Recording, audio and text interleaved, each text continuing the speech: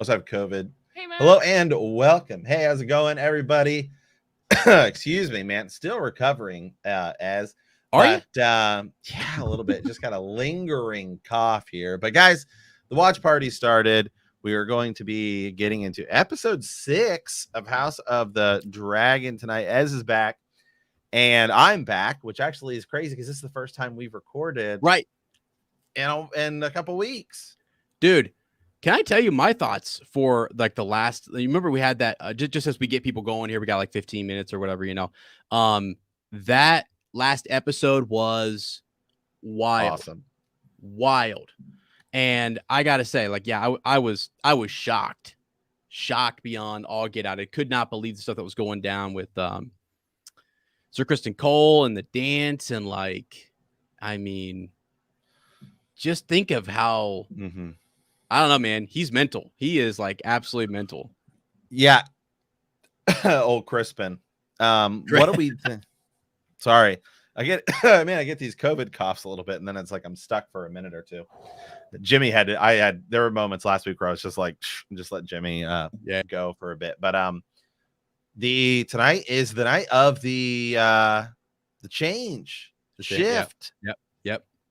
Mm-hmm. Yeah, this is going to be, I think, wild. Just to see are the other actors going to be there in the beginning or not? Are they going to? Don't know. I don't think so. Okay. Yeah, I do know our friend Gray Area was she got screeners. Did you really? And I know that a lot of the people who'd gotten screeners, like the big YouTube channels, earlier got they all said episode 6 was really good. She said 11 out of 10 today. But wow. One of the YouTube channels I watch is like Beyond the Trailer. She has like 1 million followers. Anyway, she said that HBO, so this is like, a few months ago or whatever, she said that they initially gave everyone 6 episodes of like your pre-show. Sometimes it just depends on the show. So like I think Andor early they got like 4. Yeah. So they'd seen like the first 4. Then you have them review embargoes and everything. But so HBO said like you have to watch up to episode 6. That was like the early thing. And so episode 6 is the first shift to the new actors. And I think we're gonna have another time jump. Yeah, I think I was looking, and I think we're gonna have this sort of group for 2 weeks, and then we're gonna do another shift, and that's probably gonna be the last big shift. Yeah. Wow. Well, I mean, it's exciting. This is a different way to kind of do, not different, but I mean, it's a bold sort of just go do your own thing. Just go out there and because you know what I mean? You're sort of saying like, well, I hate to even do this, but it's the exact opposite of what, okay. House of the Dragon, Matt, embraces, there we go. They embrace this, the time jumps. They embrace it. You know who did not? Yeah, Rings of Power. You brought it up. Okay. I brought it up. I will full on bring it up. The more I am learning about this, and not to kind of get everybody going there, but it is like, they've embraced it. There's a confidence that just says, we're going to do this. We have these actors who are going to come in for an arc, and they're fine, and they will exit. They know the stage they're stepping onto. So it's it's wild. It's just a great sort of feel in terms of the production and the confidence they have behind their product. You know what I mean? I do. Oh, no, this show is absolutely fantastic. Yeah. The score, man, sorry. The score, the costuming. I actually can't get over the costuming, like the embroidery on like the dress, it just looks and feels, I don't know, lived in, real. Like when I think about like other fantasy shows and stuff like that, like not, you're not gonna do Rings, but even like The Witcher and Wheel of Time and some of these other things, I don't know, this to me just looks the most realistic. I guess it's like hard to kind of describe. Right. Yeah. No, I agree with you. I mean, there's something that they've done that makes it look really, really earthy, really real. Yeah, it seems like a lame way to say it, but I mean, that is the fact. And then you have other productions where there's an inconsistency in costuming. Like I know you're trying to show, let's say, one group in their prime and super, clean and prestigious and whatever, and then you've got where they really are doing that, like lived in. They're trying to show different like social statuses or whatever. I don't know, but they do that here. They do it here, and it all feels lived in. You know what I mean? It's like it's almost like there's too much contrast between the costumings and the different social rings that you're like it doesn't feel real, and some of those other things. So yeah. Right. I mean, right here, look, this is all I need to see, right? And if you're going to compare shows here, got a comment in the chat. Rings of Power isn't it for me? There's no incest or dragons. Right. Yeah. There we Wex go. is Wex is like, I don't think so. Although, you know what's funny, dude? I was like watching Andor the other day with Lottie, and I was like, I'm loving is this on HBO Max? Because they did stuff that I had never seen in Star Wars before. I was like, whoa. It is spicy up in here. So yeah. Andor for me actually. I mean, I haven't looked at the numbers yet to see what it's doing. I know She-Hulk is not doing well, but just in terms of the sort of streaming wars that go on that we like to try to get in here a little bit beforehand. I think Andor will do just fine. It just seems it is crushing it on Rotten Tomatoes. It's like 84, like across the board. Wow. Yeah. Wow. There's something though. It just comes in with I know people were talking about the slow burn, whatever, but I'm telling you right now, I didn't feel a slow burn. I mean, I know there is technically like you talk about like plot points and how far a character gets, but I mean, I really felt like I was thrust into this world, right into his life where he's in the search for his sister. That was gold. The whole thing was gold. And they swore, I think, for the first time in Star Wars. I know. Not like Dank Farrik. Yeah, or not like I'll see you in hell, right? Which Han Solo says or whatever. But the S word, friends, Yeah, brothels in Star Wars universe confirmed. Yeah, no, it was. Yeah, I'm really liking it, and actually, it is the thing I will say that because the scheduling, right? With we were not necessarily nervous for House of the Dragon, which is absolutely killing it. Yes. By the way, I mean its numbers just go up and up and up every week. It's like 29 million. It's insane. Yeah. We were. That's one of the things we were talking about going into. We're like, there's a lot. The streaming schedule is going to be a lot. And it still is king. I mean, Rings of Power, She-Hulk, Andor's out there, and the big one is the NFL's back. And the NFL, and I'm watching that, and it's great to see football again. Although my team sucks, and Ez's team is also not doing so well. My team's also.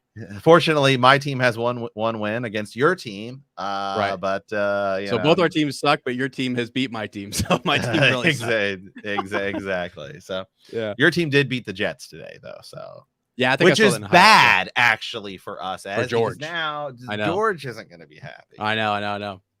When is Winds of Winter coming out? My God, is he a New York Giants fan too? Though he's a New York Giants and Jets, and the Giants are actually pulling it out somehow. So right, they play the Cowboys tomorrow. I think they're going to win. I think they are too. I need them to do well defensively for my fantasy team. So that's a big deal. But nonetheless, I think, I mean, I think the real loser in this whole thing, in this whole streaming wars that we're in here for this little window, is She-Hulk. Because one, its numbers, like for what Disney, considers to be good. Isn't that good? But I think it's just now with Andor coming out. But at least now it's kind of like you've got a good window where you're like, okay, House of the Dragon is Sundays. Then you've got your next big kind of show. There's other shows that come out too, but I would say this is like the fandoms of these things are pretty similar. And they're pretty large. You've got two things on Wednesday from the Disney side of it, and then you've got Rings of Power. Yeah, Thursday, Friday. Yeah. And then any timeline on when Wheel of Time's coming out? Because people keep talking. Not yet. But Witcher just announced that their prequel show, or prequel little miniseries or whatever, is coming out in Christmas, and Witcher season 3 is next summer. Okay. So, wow. Yeah. But I don't think we won't have House of the Dragon next summer. So maybe they do, because House of the Dragon is probably 2024 for season 2. So then you can take that. Then you can take that thing. But I do think Rings of Power is going to launch same time next year. Oh, is it really? Like September? I think so. Yeah, they did just start filming. They said, or something like that. Right. Are they? But I think Wheel of Time is going to be. I think Wheel of Time is going to be later this year. Let's go. 1 second here. Let me get somebody. I'm going to check the. I'm checking to see. People always get me when they say it's out. You know. Yep. Okay. Well. Whoa! Is it out? There we go. Yeah. Of course, now my HBO Max is like, are you sure that's your password? 1 second, we'll get it going here. Go time here, people. Yeah, they actually popped it out early, so you know. Okay, we'll get her going here. Let's do it. 1 second. I'm gonna just do one of these here, guys.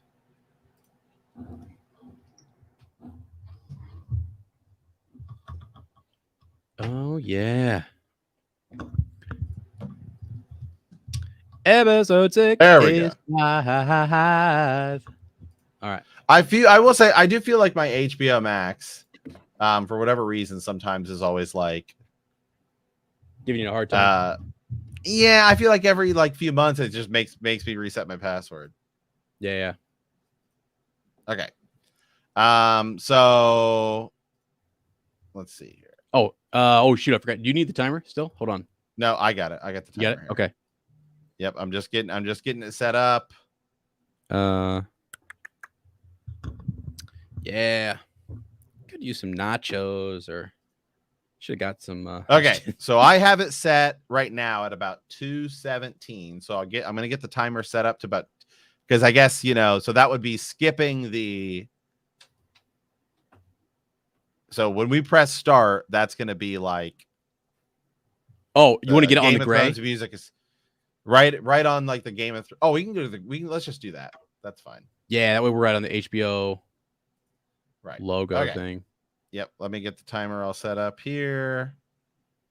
Share window, clock. Okay. So let me know when you guys are ready. Let's see. I am. We're not going to skip anything. I'm going to hit. Yeah, we're play, right at the HBO, the gray. Just all right. So a countdown. 5, 4, 3, 2, 1. Okay. Boom. And we're not skipping anything. We're watching the ad and we're watching the whatever. So at least then we'll all be on the same timeline.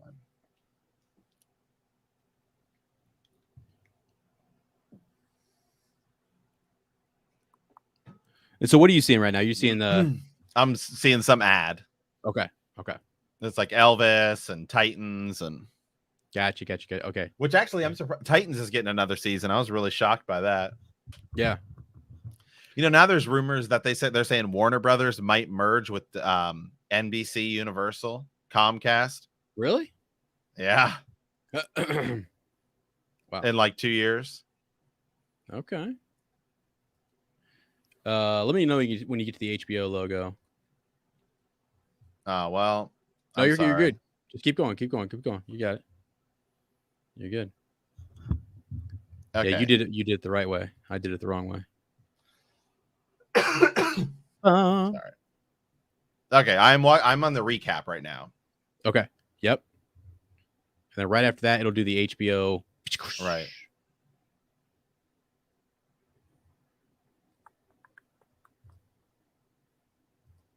Yeah, this Clubfoot guy. Dude, get him out. I know. Last week I was in here and people kept coming in and being like, "Where's a free stream?" And I was like, "Don't know, guys." I tried to find some for some people to help them out, but yeah.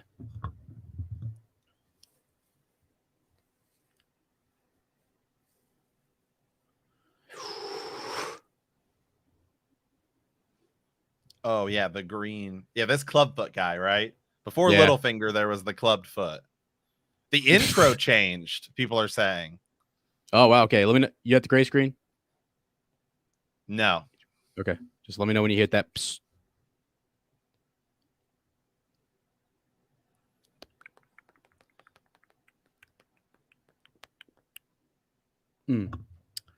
Check it. Yeah. Okay, give me a bowl of Rice Krispies. All right. HBO logo. Boom. All right. So the intro is different. Maybe they added in something. Well, it does say like Olivia Cook and stuff now. Okay.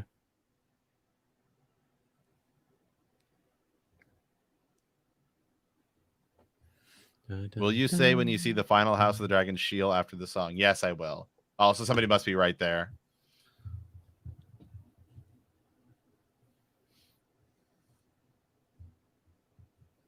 God, the intro is just so... I never get tired of it. No, I know. It's so good. Do you like this more than the Game of Thrones or less? It's cool. I think I still like the original more just because it's just like the roaming around the world. It's just the keep. Yeah, this is just kind of the... And this is kind of Thomas has got to update his app. I know, man. Mine made me change my password there real quick. Do you think they'll do something different for season 2? Yeah, probably. Good. I don't know. I'm glad they kept the music, though. Oh, dude, the music's so good. Who's all's your favorite character so far? Honestly, for me, young Rhaenyra, man. Young Rhaenyra. Yeah, like so she's good. Not, I mean, I don't... Actually, I take that back. Young Alicent Hightower. Thank you very much. Wow. All right, we are on the House of the Dragon, like, title. She saved Sir Crispin. Wow. So... The bloodlines and stuff,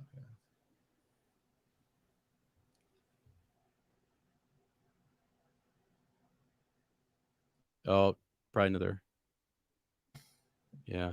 Yeah, she's having a baby. They did kind of show this scene.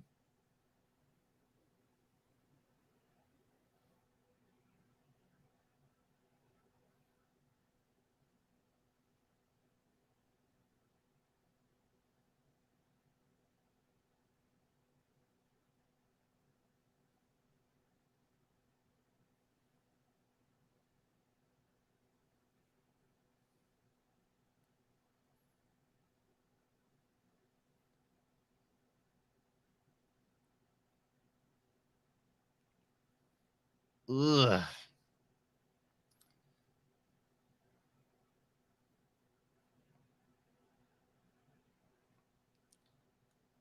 Do you think about how dangerous giving birth is today? Yeah.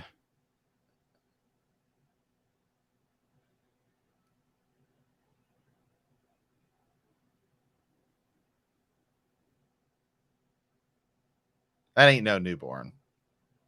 True.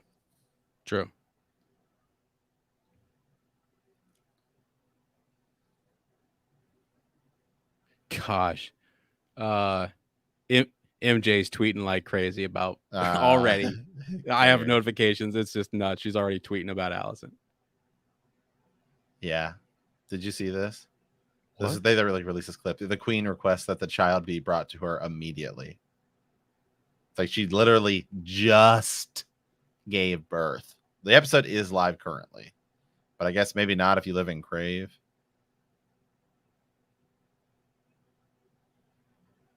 God, also Emma Darcy killing it. Mm-hmm. Yeah. She literally just gave birth, and now she's gonna go walk this baby to the queen. All right. Jeez. Wow, and now what? Women have to stay in the hospital for... I mean, that was a joke. Okay. Comments are gonna go crazy. The comments in the clip they released earlier is like the scene that's about to take place, and Laenor's like, did it hurt? Like, did it hurt, bro? It was freaking childbirth. I don't think I saw the clip. Yeah. So let me see here. This.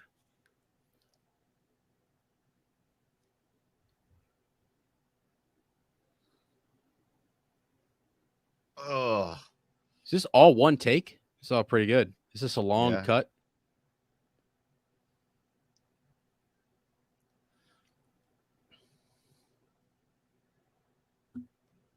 Yeah, this is the clip.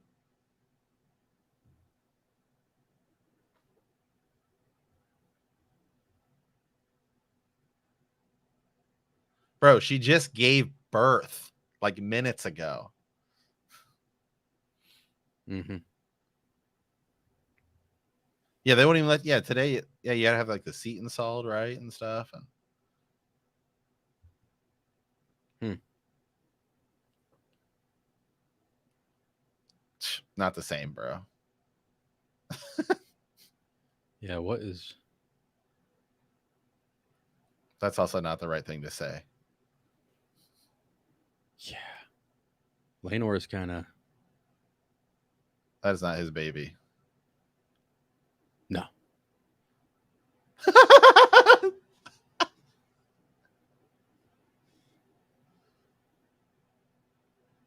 Oh boy.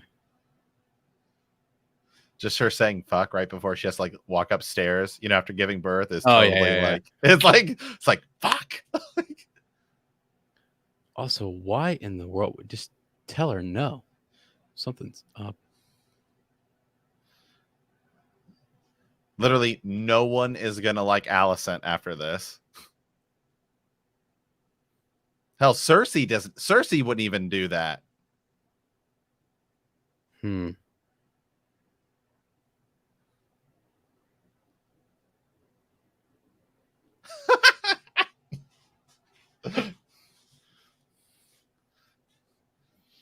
Rhaenyra is about to be like every woman's favorite character. Yeah.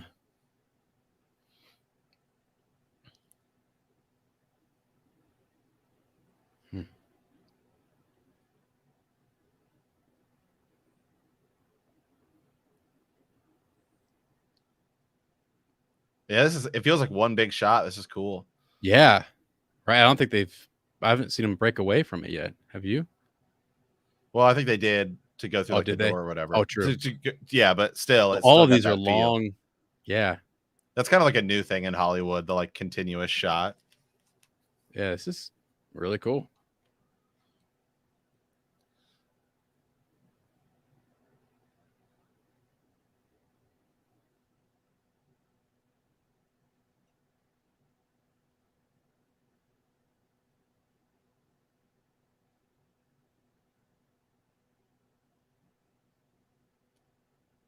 Well, see right there, man. She should be resting.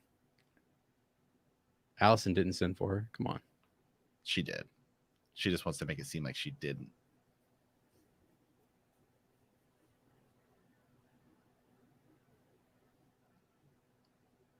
Oh, he's missing his arm now, bro. Oh, Death just walked in the door. I would not let him near that baby, dude.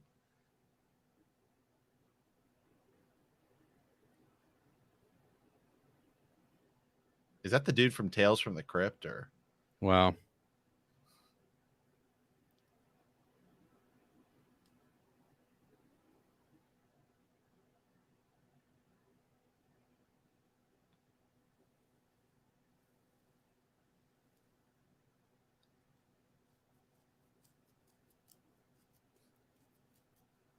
Now everyone's going to be hearing the name Joffrey and be like all the, people who don't know anything about it. Like, are you kidding me?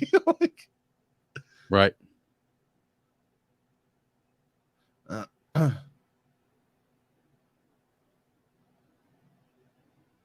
I think it's been 10 years. I think this is like a 10-year time jump, right? I think, yeah, seems like it. Ugh. He looks like Mr. Burns. Yeah.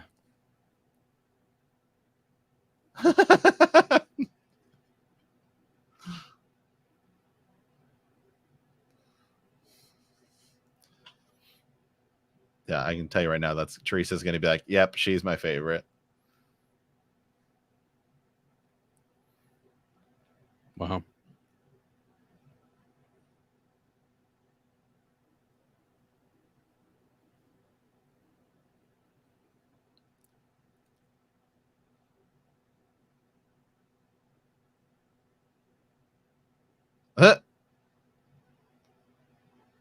Yeah.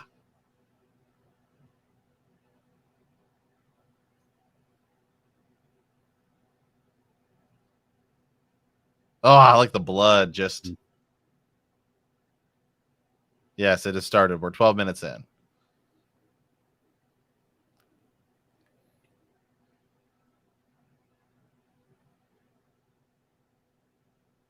There's the real, the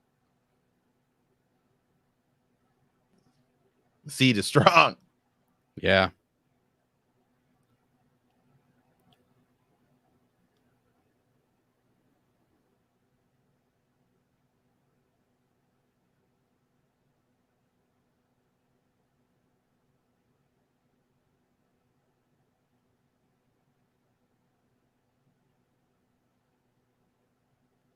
Harwin strong, man. Mm-hmm.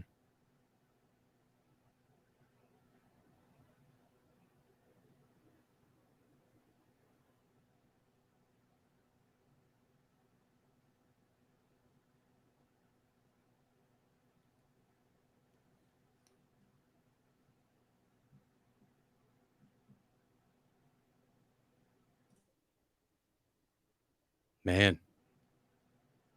Interesting to see this. Yeah. Like he's freshly born, kids. There we go. Yeah, he knows. I mean, obviously, he'd have to know it's not his kid. Yeah. Right?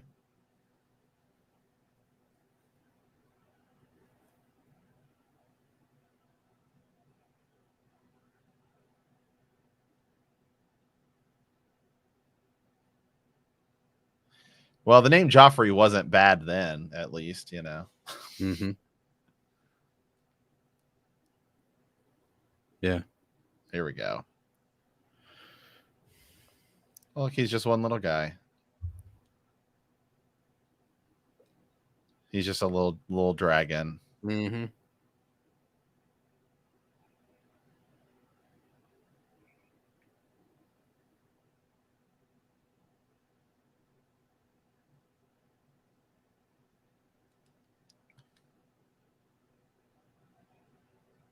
Oh, there we go. That's Aegon the Second. Mm-hmm. AKA the single biggest prick you might ever meet in Game of Thrones.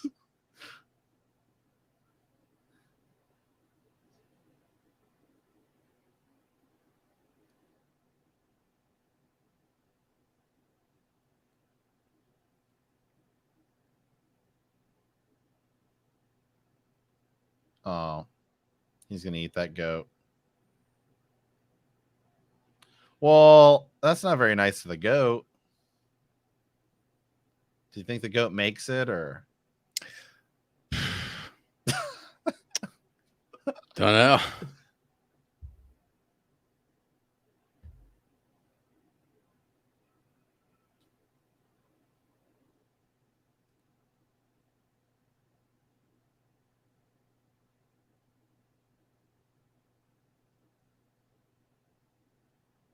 Oh, God. That kid looks like Finn Wolfhard. I know it's not him, but.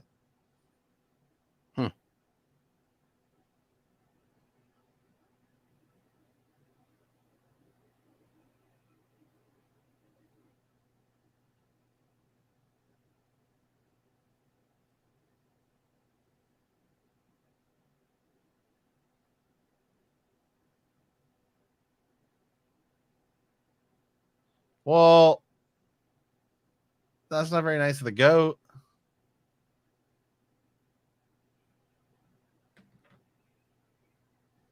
Man, come on. I mean, the things that Game of Thrones. I mean, HBO. what did that goat do wrong?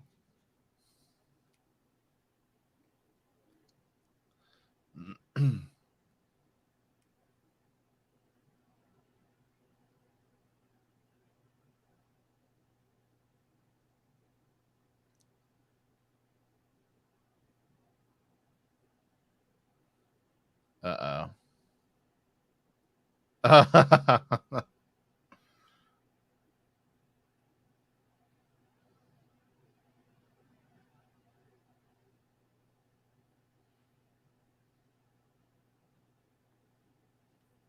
And that's Aemond, Mm-hmm. who will also become one of the biggest pricks in all of Game of Thrones. Yeah.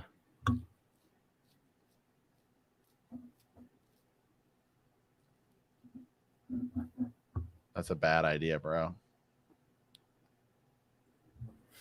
That's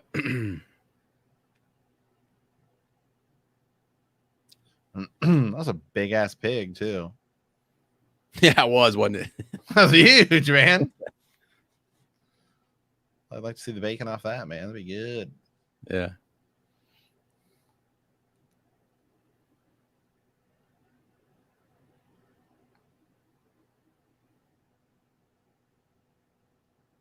Oh yeah, there's some sort of app or something, isn't there? There's some sort of like Dracarys app or something they have as like a companion thing to this show. Really? I haven't checked it out.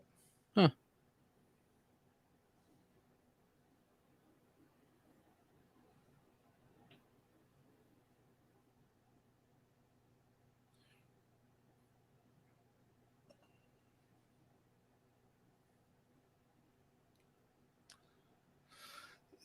Yeah, not a good idea.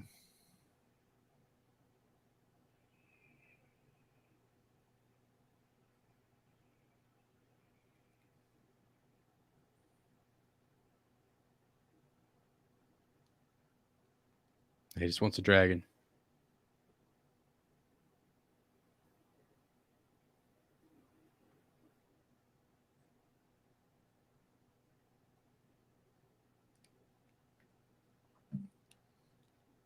That's Helena, right? Mm-hmm.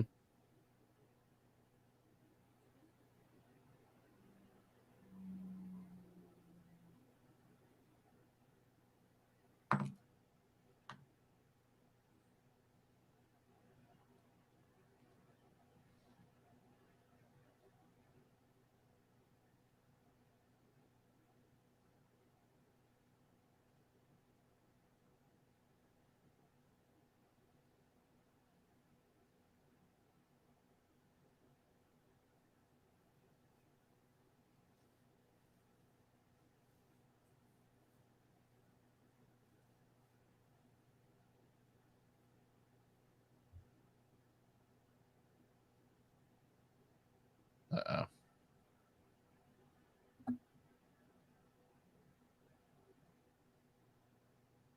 Whoa.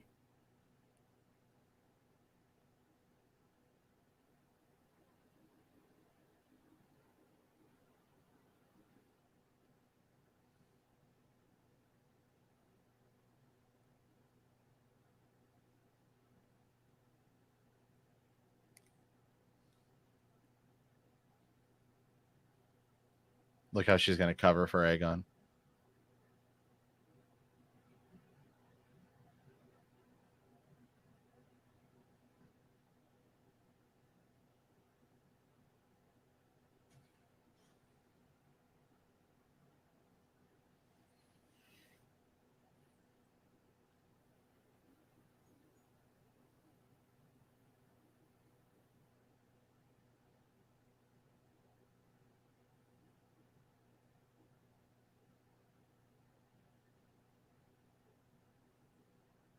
I want to see the king and queen bang.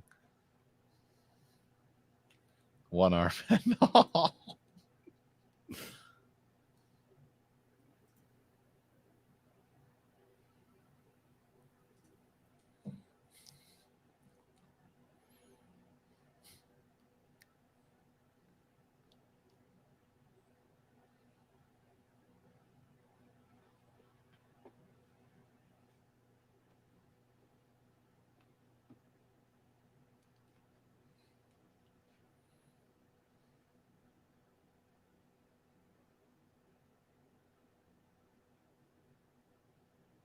He refuses to believe it.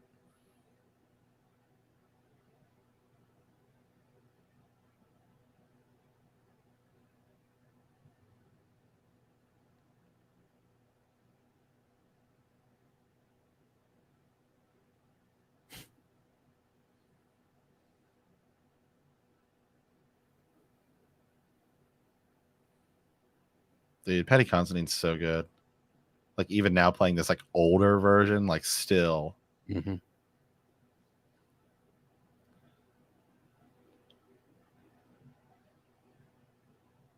Ugh.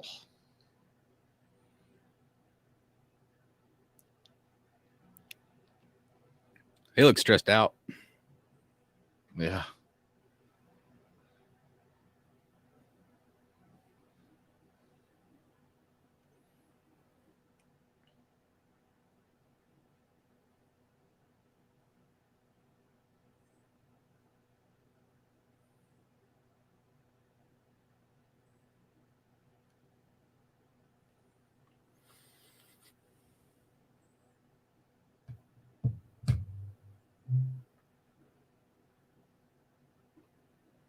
Wow, dude. You need to get over your one-time ex, bro.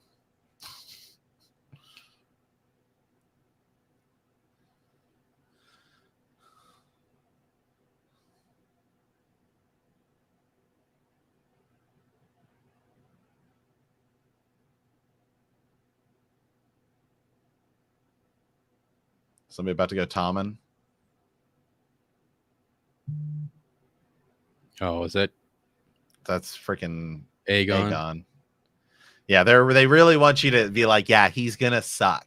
Like,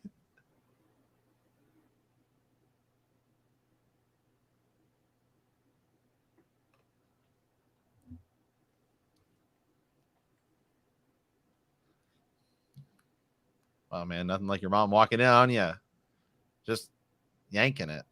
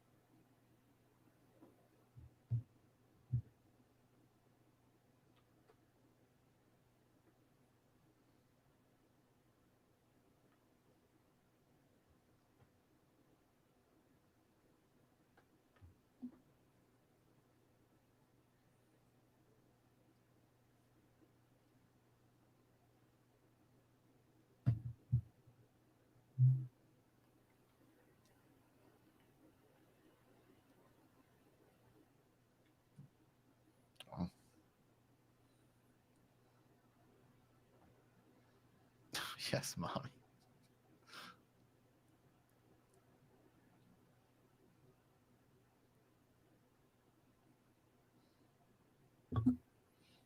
Targaryens, they're wild. It's just a wild family.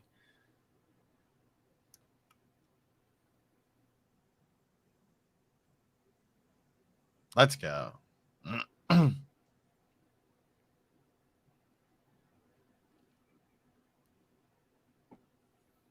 Yeah.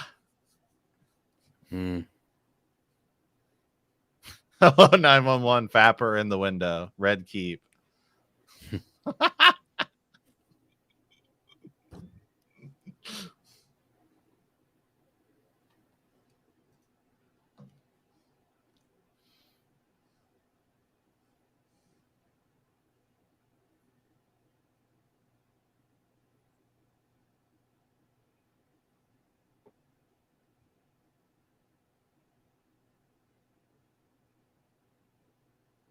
Whoa. Damon just flew right through it. They don't care. Fire cannot hurt a dragon. That's right.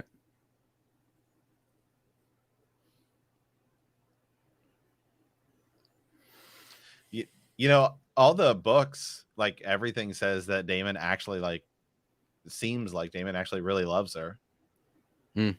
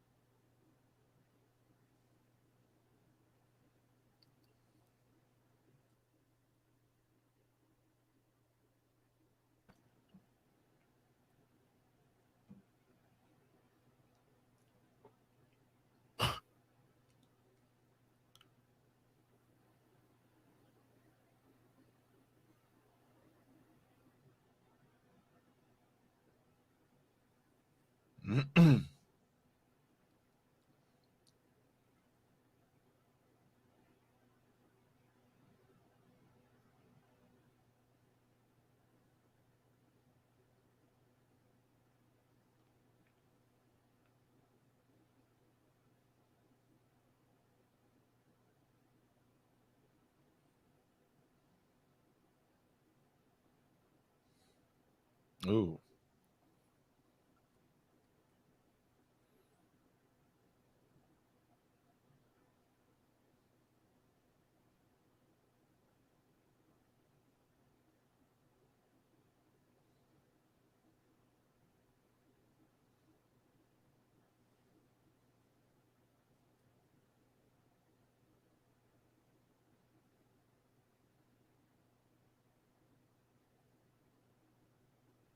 Uh-oh.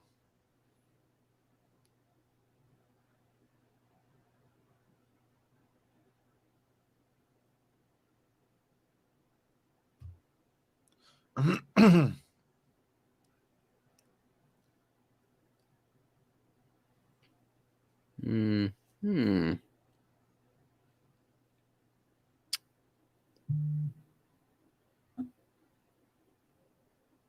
You know, Damon seems a little settled now. He's, yeah. Sowing some Settle oats. down. Yeah.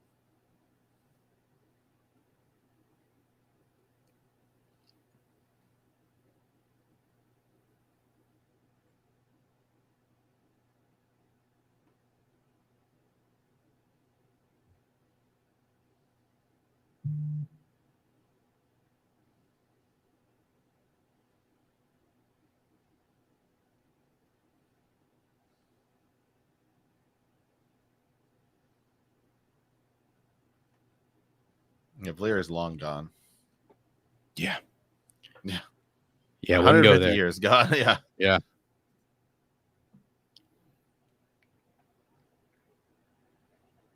Yeah. They seem good. I mean, even though there's a little argument there, like,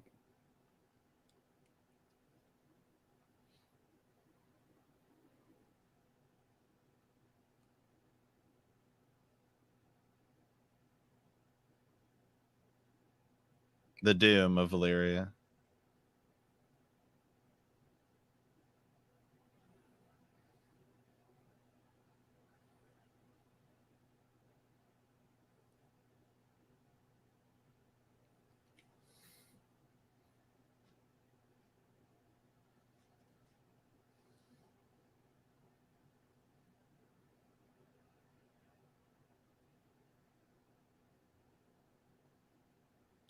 No wonder Aemon turns out to be the way he is. Everyone bullying him. Yeah.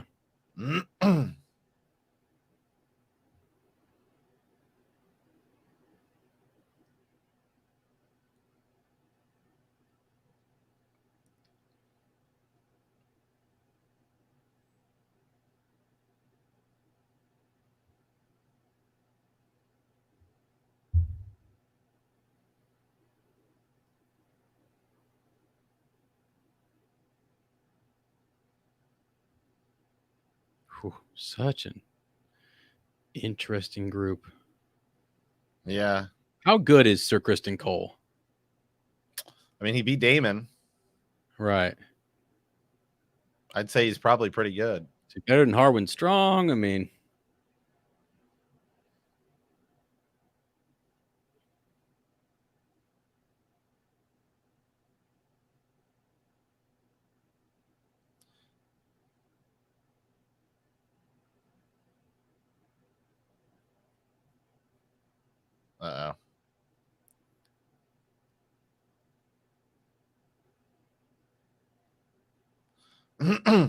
He's about to blast him in the face.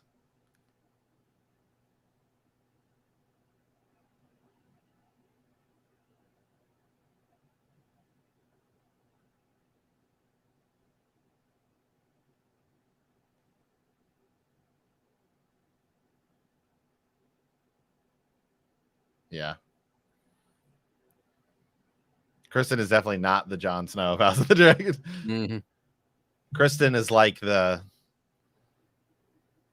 even more of a jerk Jaime Lannister of the show. I don't really know a good comparison.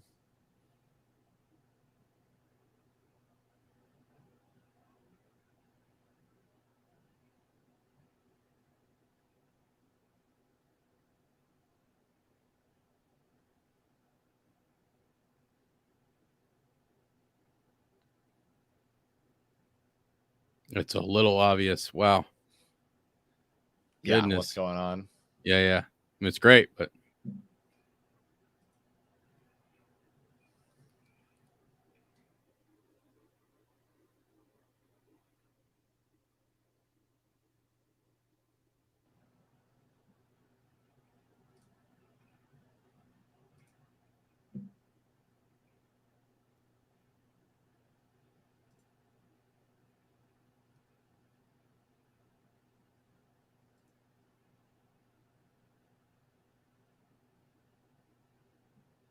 They're all princes.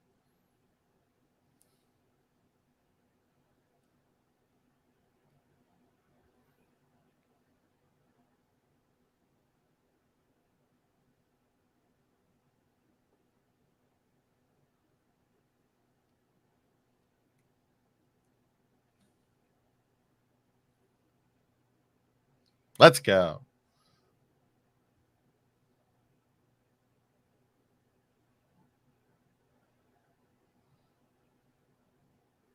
Oh, so it's okay for Kristen Cole to just kill somebody and for no reason.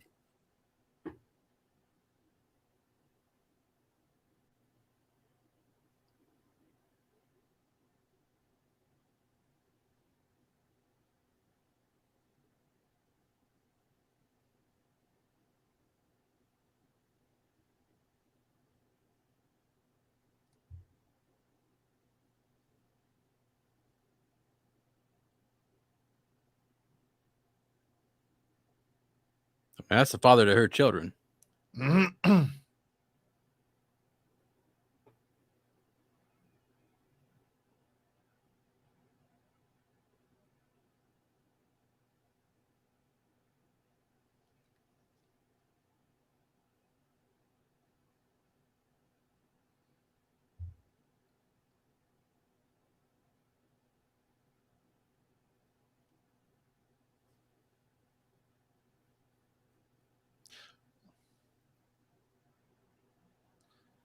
Also, Kristen Cole saying that like Jaehaerys shouldn't attack Aemond, right? Because that's the prince. Is like, Yeah.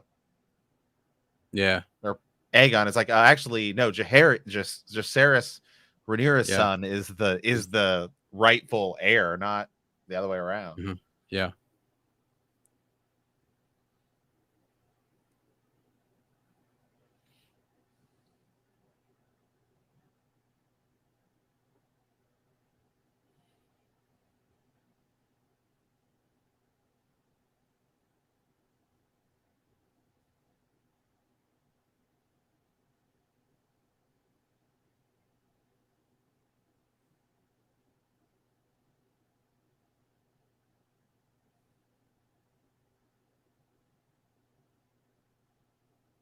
Dang.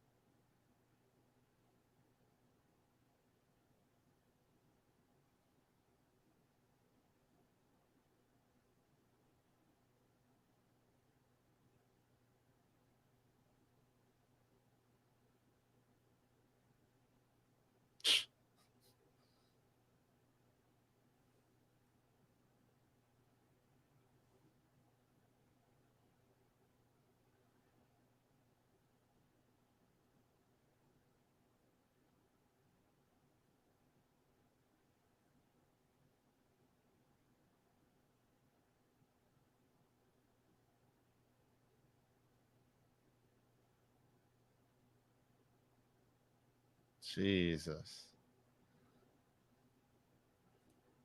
Not winning anyone over. No.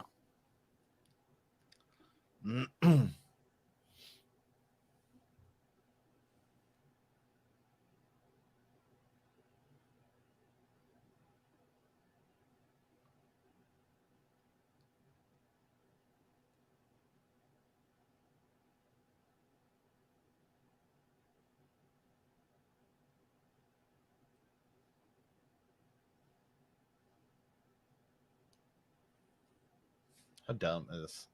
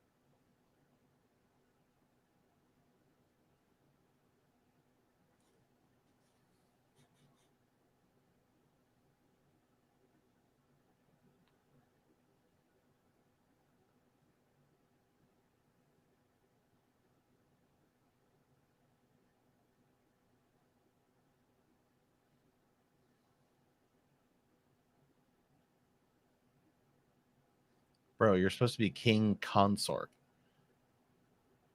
Mm-hmm.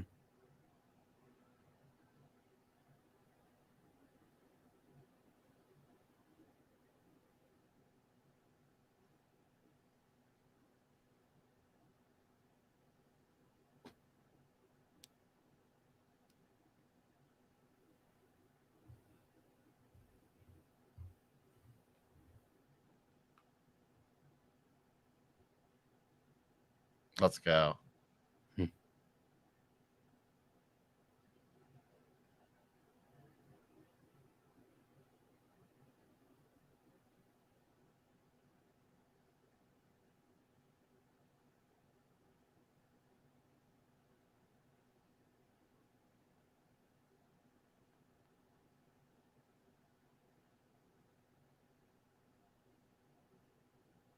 Bitch.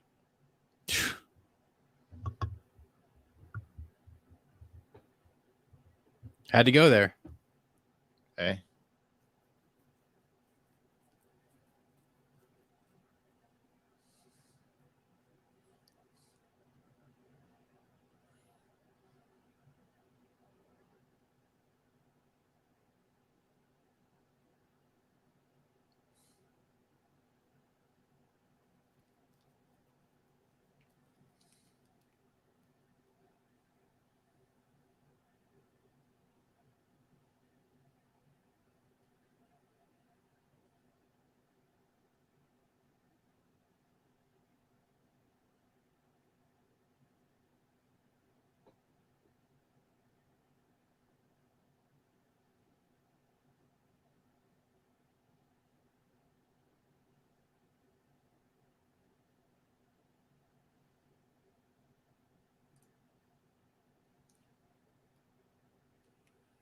Yeah.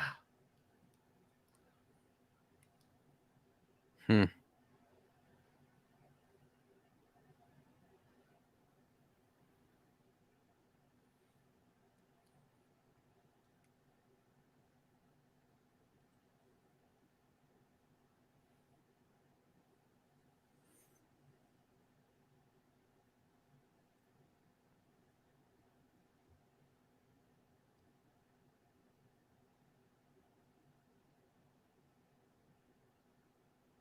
Hmm.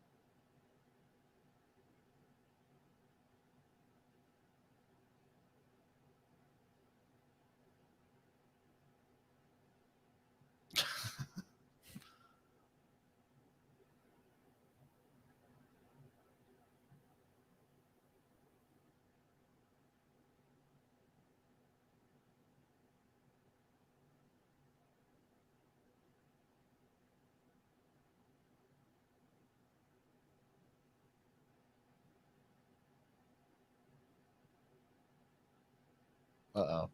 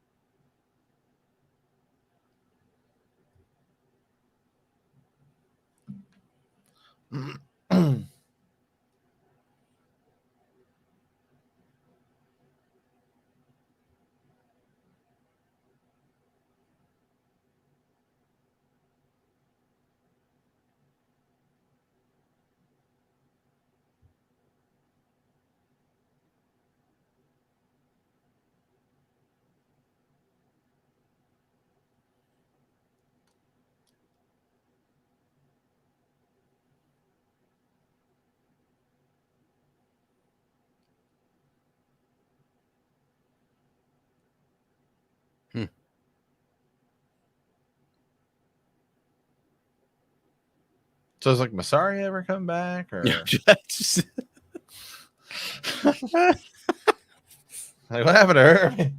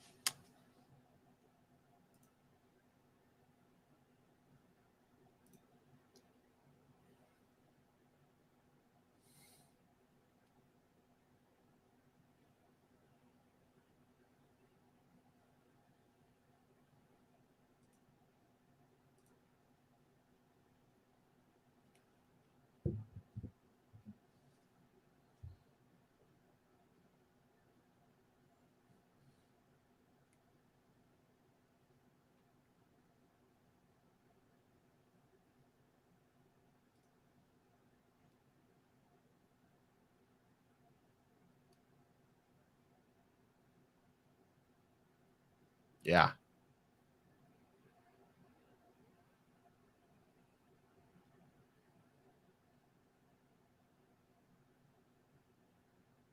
Oh, really?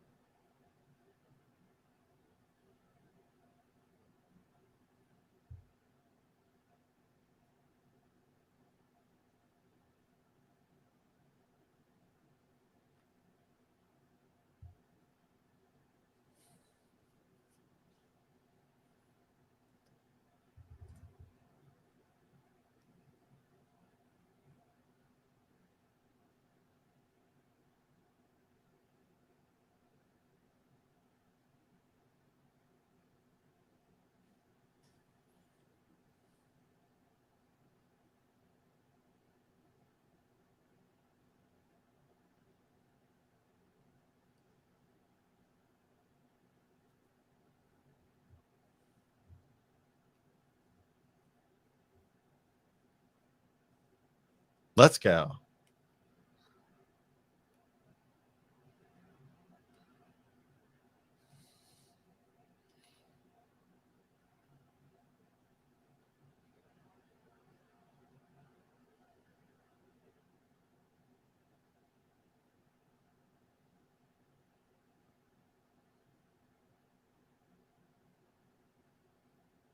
Look at Viserys. He's like, this is great. He's loving it.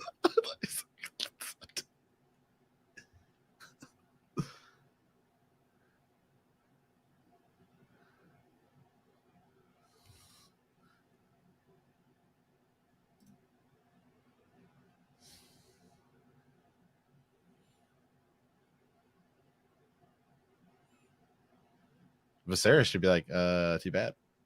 Yes.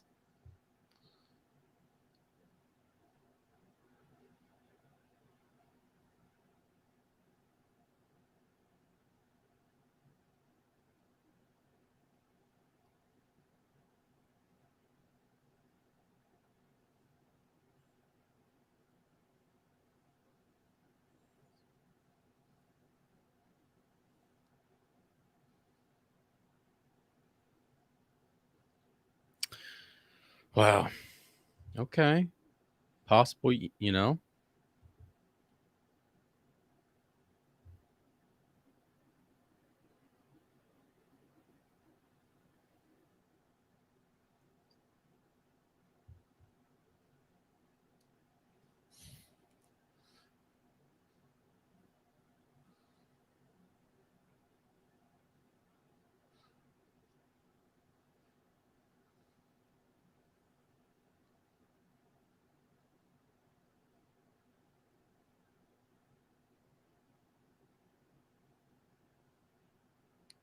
Yeah, this is the Viserys being a weak king, man. He could have said right here, right now, that's how it is.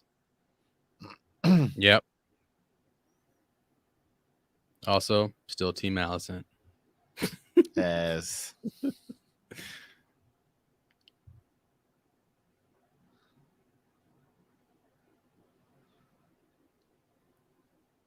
She's still taking care of him.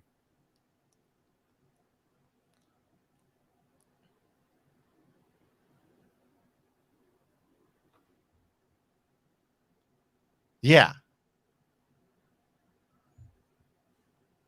Last time I checked, he's the king.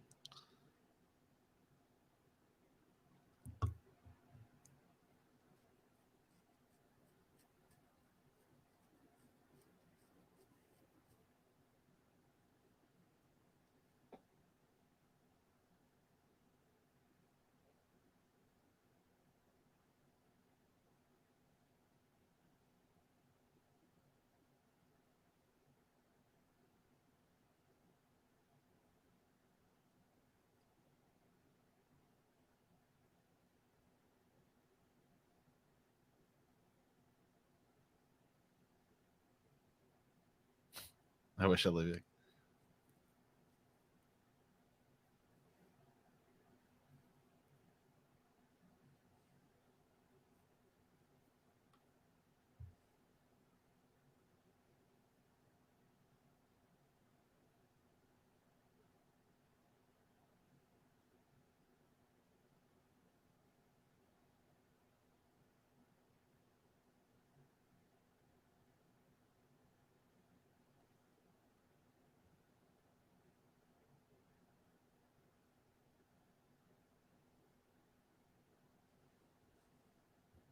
Oh boy.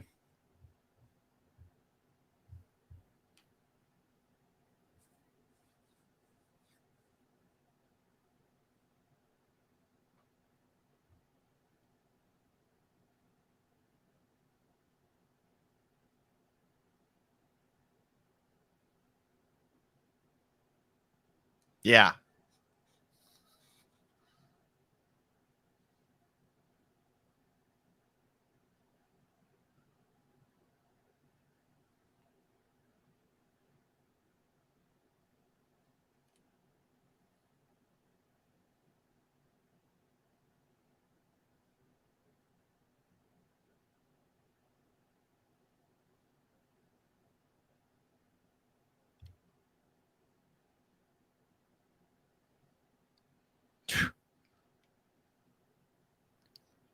Alicent is not I'm playing. so out on Alicent. I'm so in.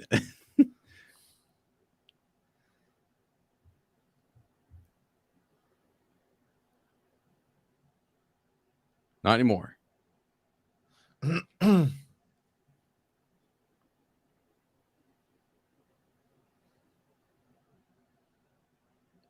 Alicent should have taken that deal. Mm.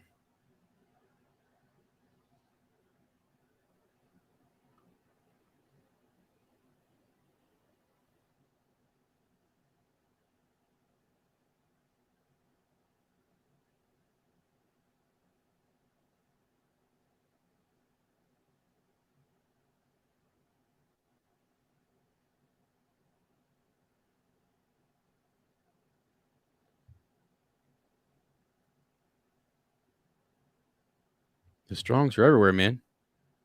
Mm-hmm.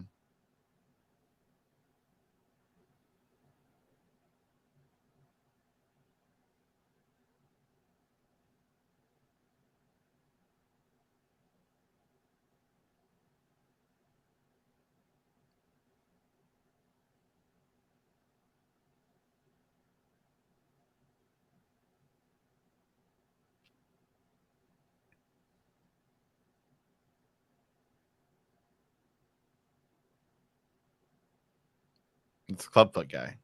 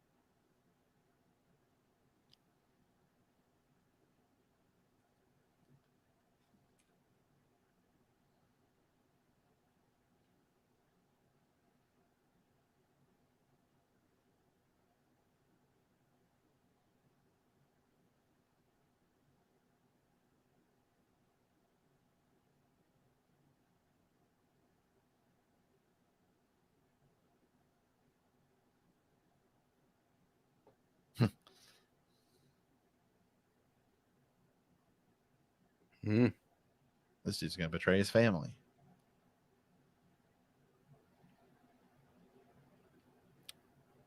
Yeah, what is going on?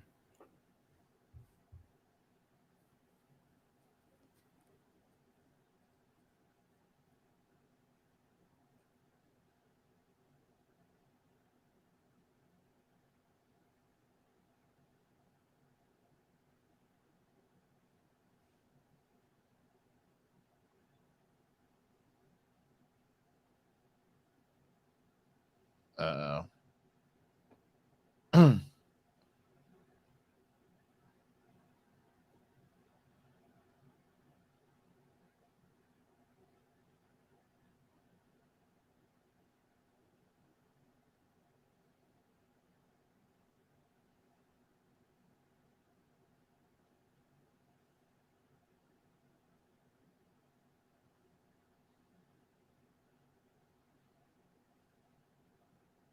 Ugh. Don't watch. Don't watch.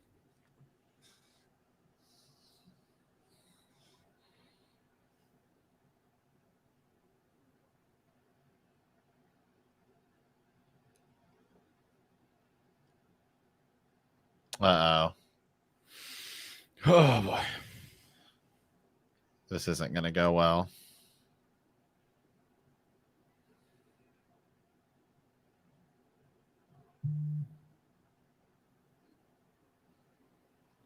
There's a lot of childbirth in this season.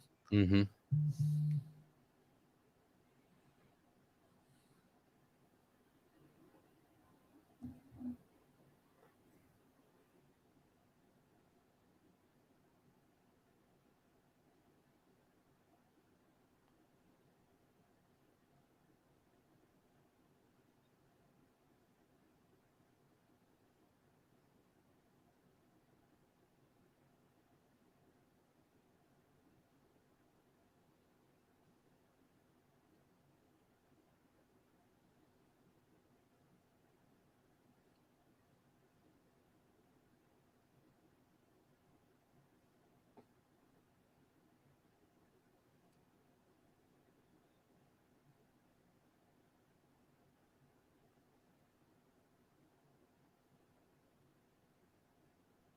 This is the big difference between the two.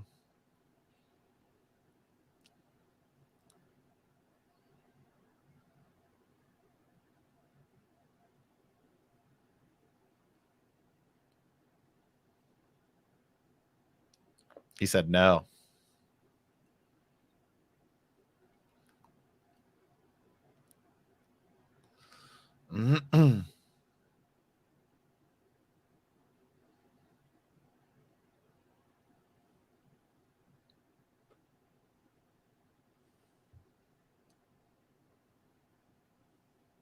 Oh, so he gave her the.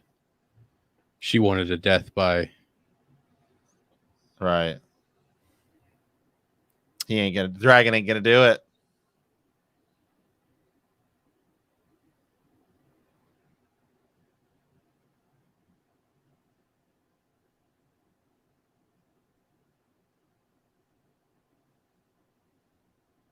What a loyal dragon.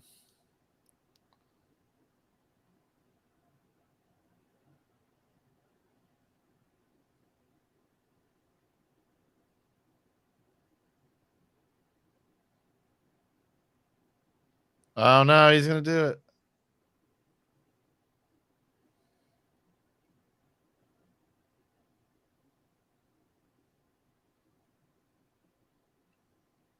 Wow.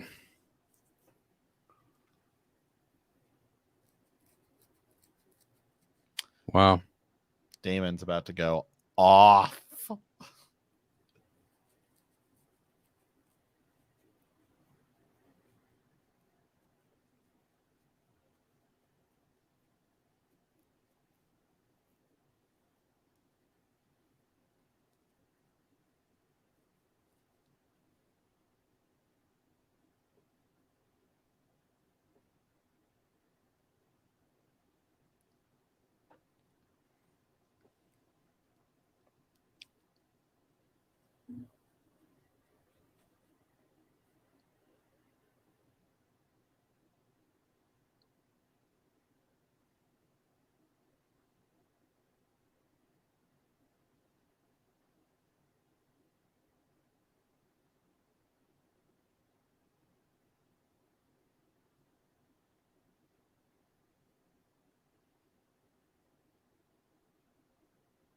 Hmm.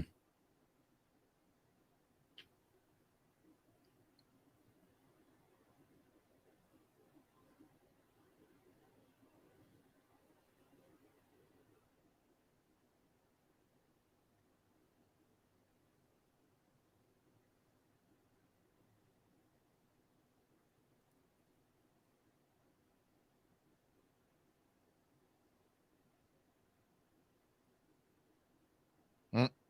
Wow.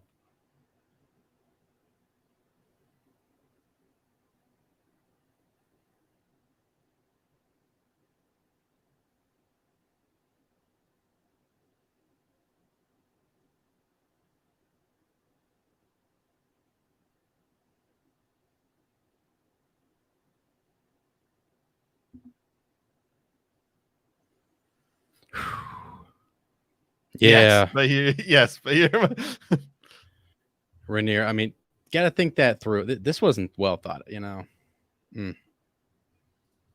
yes, but you're also my.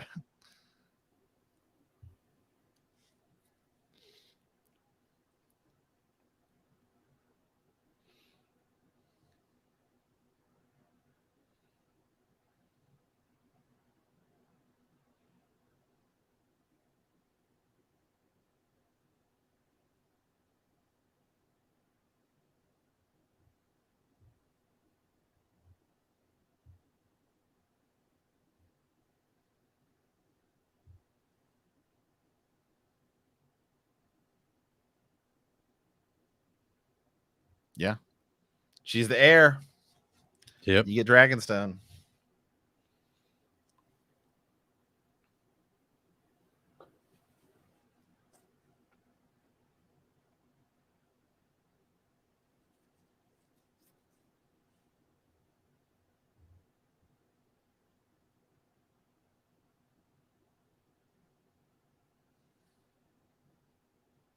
Who's that guy? Oh, Sir Carl Corey is that? oh yeah.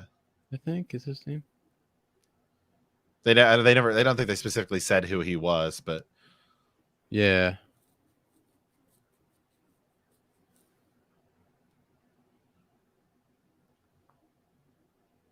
this is about to go bad.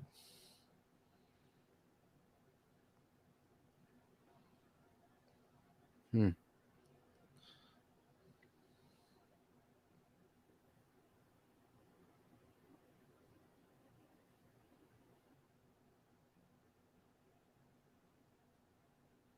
Yeah.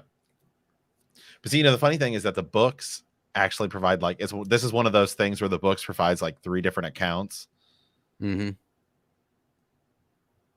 Yeah. As to it's like one of those like mushroom and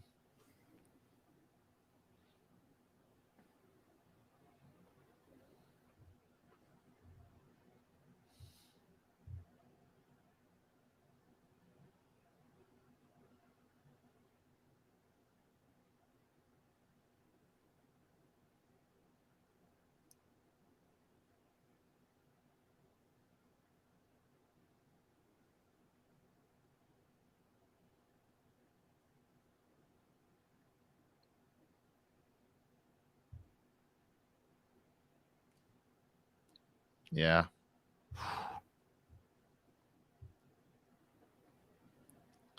See, in the books, there's actually a suggestion that Daemon may have done it.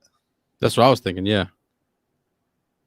That Daemon burned down Harrenhal, but so what? That's the Clubfoot guy, Lars. Yeah. Mm-hmm. Remember, he took those guys, cut their tongues off. So Crazy. Alicent did it now.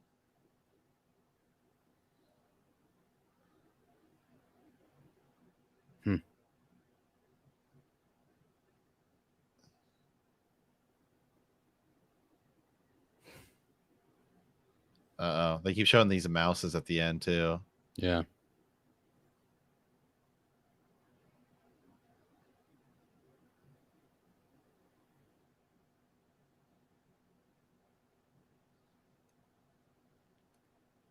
The Curse of Harrenhal, man. Mm-hmm.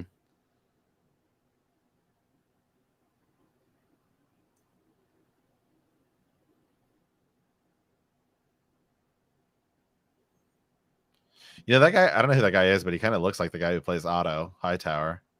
Yeah, he does a little bit.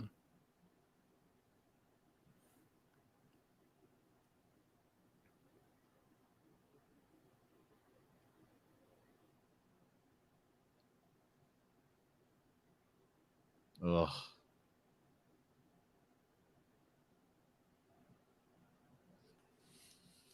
Who's this saying all this? Is it Loris? Might be. Yeah.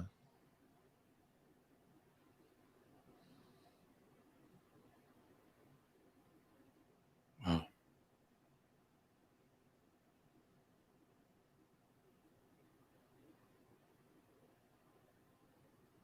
He just killed his family. But that also now makes him heir to Harrenhal.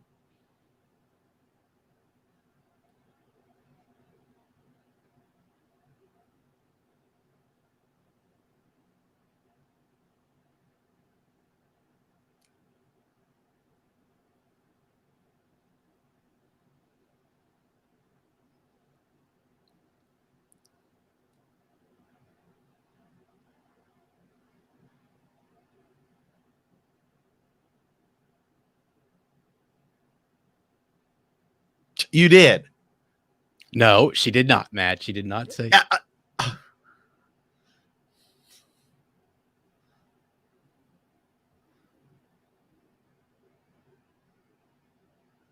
Chaos is a ladder, as I feel like she just made a deal she didn't really know what she was making. No, she didn't know who she was playing with. Wow. She did not know who she was playing with there, man. Well, let's take a look at the previews for next week. I'm gonna skip ahead here. I think it's gonna be the funeral. So now that, remember we saw them in the previews, right?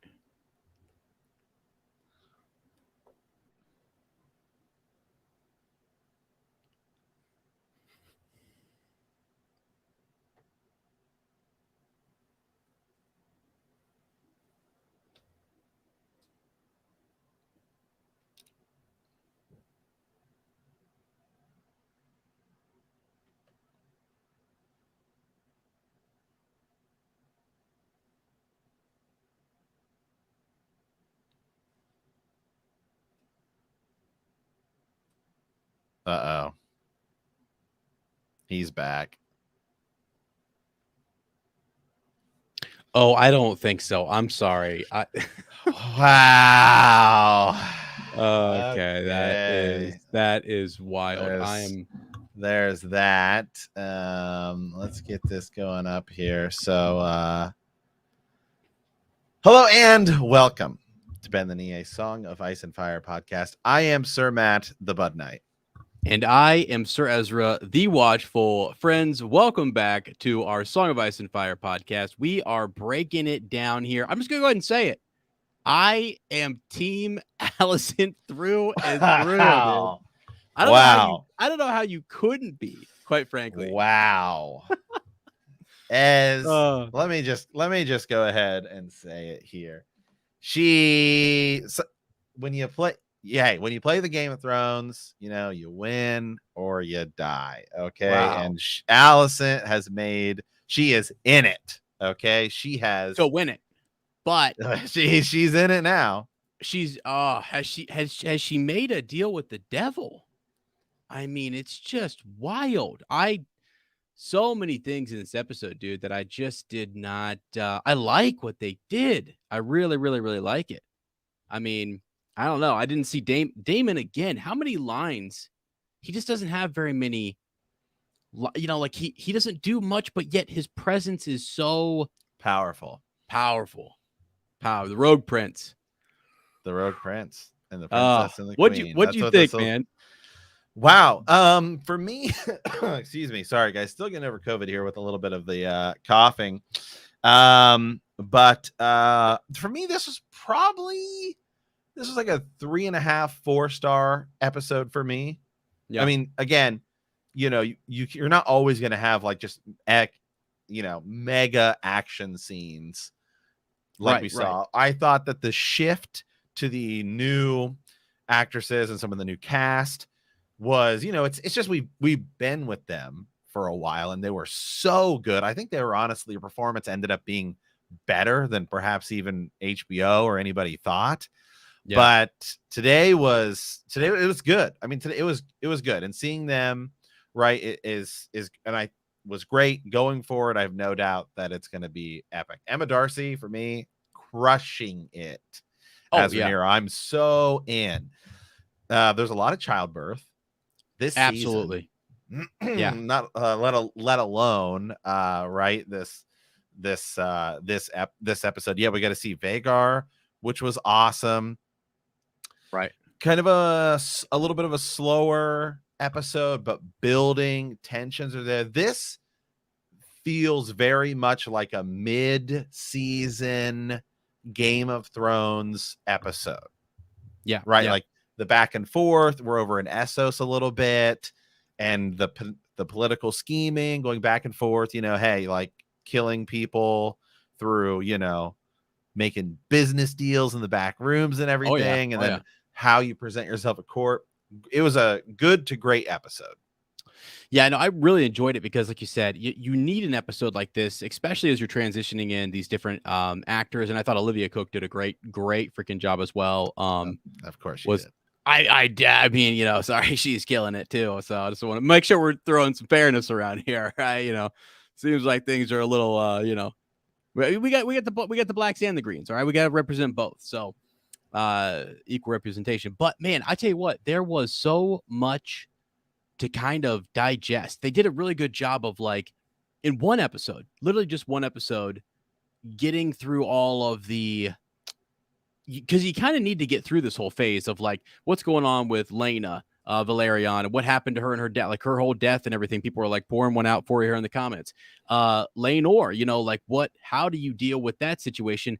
Rhaenyra has this plan. Hey, you kind of play your game. I'm going to play my game in the bedroom. We're going to do that separately.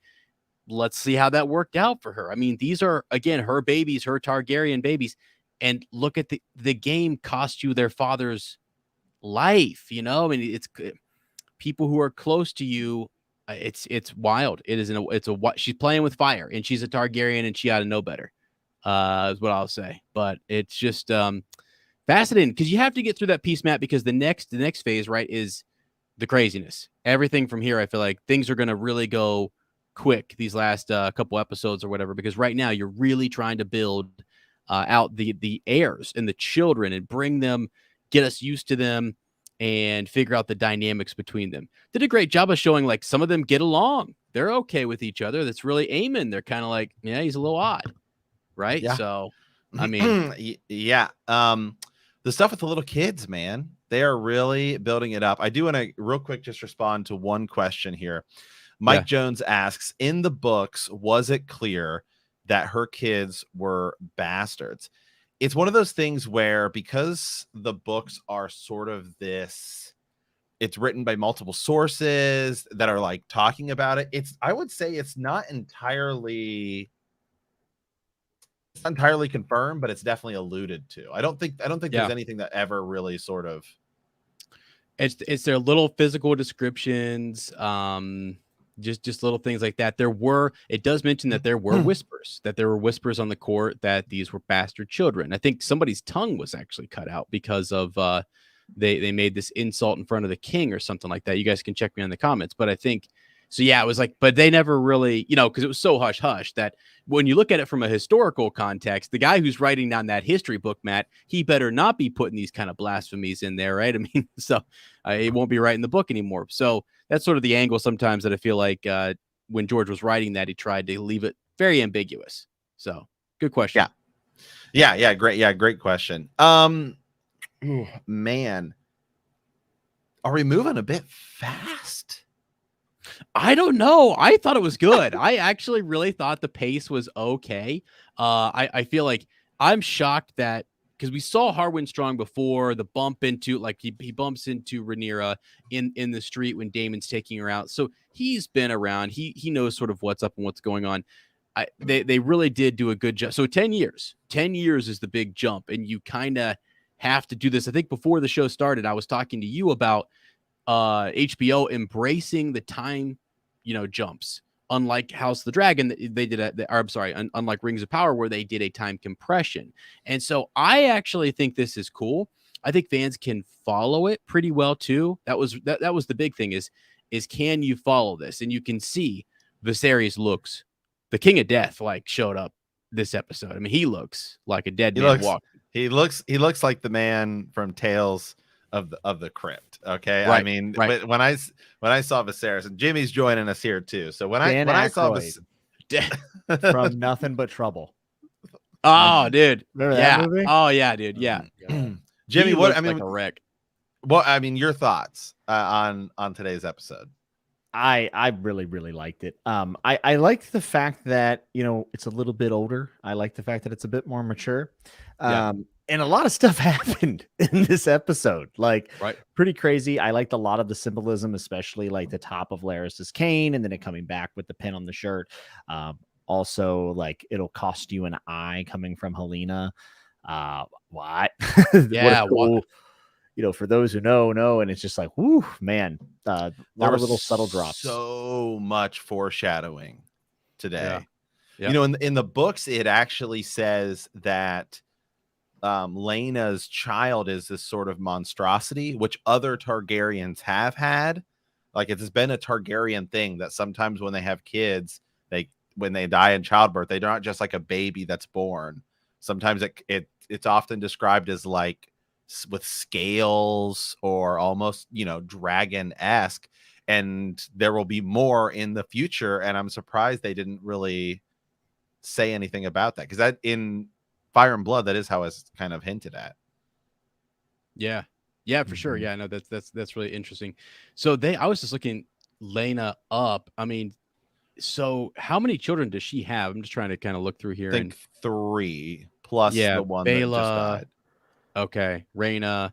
So Rhaena was the dragon rider. Baela was the one who was still, or no, maybe vice versa, was still working on trying to get the egg next to the fire and was talking about maybe it'll hatch or something, right? So interesting. I always forget how many dragon riders there are in terms of House Valerion and how freaking powerful they are, man. Yeah, so, it's pretty crazy. What did you guys think about her, like Daemon's relationship, I guess, with Laena? I thought he's like settling down, like I'm good, like I don't not truly, but like he seems content. He was happy to be a guest, all that kind of stuff. What'd you guys think? Well, it's kind of cool that she was like, you've always wanted more. You've always been meant to be more. Yeah. And I thought that moment was pretty important because in the book, Eustace and Mushroom argue back and forth whether the trip was actually romantic or not. And it was kind of romantic in a way when they were both riding dragons. Like you can see Daemon enjoying the adventure of that, and the thrill. And he looks across at Laena and she's enjoying it as well. So in a way it works. But then also when it came down to the details of the actual trip, you could tell that they were opposed and Daemon feels a little bit lost. I felt that scene a little bit. I'm not going to lie. Like it got me a little bit, but I did think that the entire end for Laena was a little rushed. I thought it was too quick. It felt a little fast. Yeah. Yeah, you got to get well. And I wasn't really sure what Damon was. I think he sort of like pulled off and sort of said like, no, it's not worth because I think he heard her say she wanted that type of death, like a dragon rider's death someday. So that was yeah. I mean, that was interesting too, because earlier we had Viserys in a similar situation where he said, "Do it," and here you have Damon saying, "No." Yeah. So yeah, and you could tell, and like the books kind of alluded to this too, because up to this point we just saw Damon kill his wife, his first wife, allegedly, right? In the last one, but the books, World of Ice and Fire, Rogue Prince, Fire and Blood, any of the histories do really make it seem like Damon actually legitimately very much loved Lena Valerian. And I think that they did a pretty good job of showing that maybe it wasn't the best fit for him and it's not his truest ambition, but maybe a settling of him saying, hey, my succession line has slipped so far that like this is the only marriage that makes sense to keep me close, especially kind of being banished, right, by the king. Right. So like there's that piece of like it's a political move, but I do think he admired her a lot. And I felt that on screen. That's why I said, even though it was rushed, like when she gets eaten by flames, I kind of felt it a little bit. I felt it in my chest. Yeah. Especially since they alluded earlier in the episode about who can command a dragon. And at the end, a dragon will only respond to its sort of bonded rider. Yeah. Bro, how big is Vhagar's head? Huge. Well, and I think that's sort of like in that short amount of time, a lot of respect. You're like, whoa, hold on a second. She's like, we're talking about one of the big, like the biggest, so she's a dragon rider. She's a warrior. She's like, I don't know. She feels. And how big is Vhagar in the whole? Vhagar is second largest to the Black Dread. Valerian. Wow. Yeah. But now we have the Pink Dread now, so we got to also factor in the Pink Dread. We got look out now. Look out. They are doing such a great job of already making everyone hate Aegon. Dude, I'm just saying he heard the bells and he started ringing his own bell. I mean, what are we doing? He's crazy. It's crazy. Yeah, I don't know. I thought maybe they were going to change the books and he was about to go full Tommen mode, just random. Just, I'm not feeling it anymore. Right. Yeah. Right. So, okay, quick question. I know this is not in the books as far as I know, but like Alicent she spares Sir Crispin.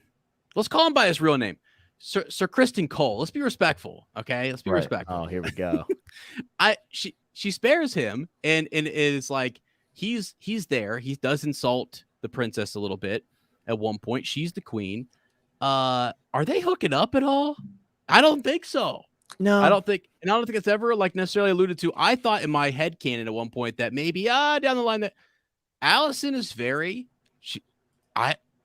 queen-like. She's the queen. I mean, she is doing her duty. She is taking care of him, blah, blah, blah. Like just sort of looking over. I feel like doing a good job. I don't know, guys. I'm sort of team Alicent right now. It's with Alicent, I got to say it's kind of interesting because on one hand, you see her playing the game, right? Yeah. And then another moment, so it was very like this very interesting dynamic that we've seen where she's almost like wants to put feet in, but doesn't. She's hot and she's cold, the next thing you know, you're in, then you're out, right? I mean, which is it, right?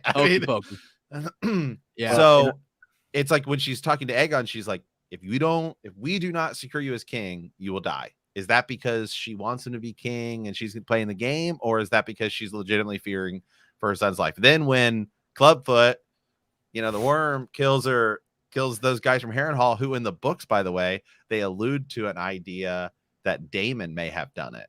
That is one of the accounts that there is. That is one of that Daemon would have done it in order to take out more potential to get him closer to Rhaenyra. Mm-hmm. She's like freaked out. She's like, I don't want this. So it's like, what exactly do you want? Right. Yeah.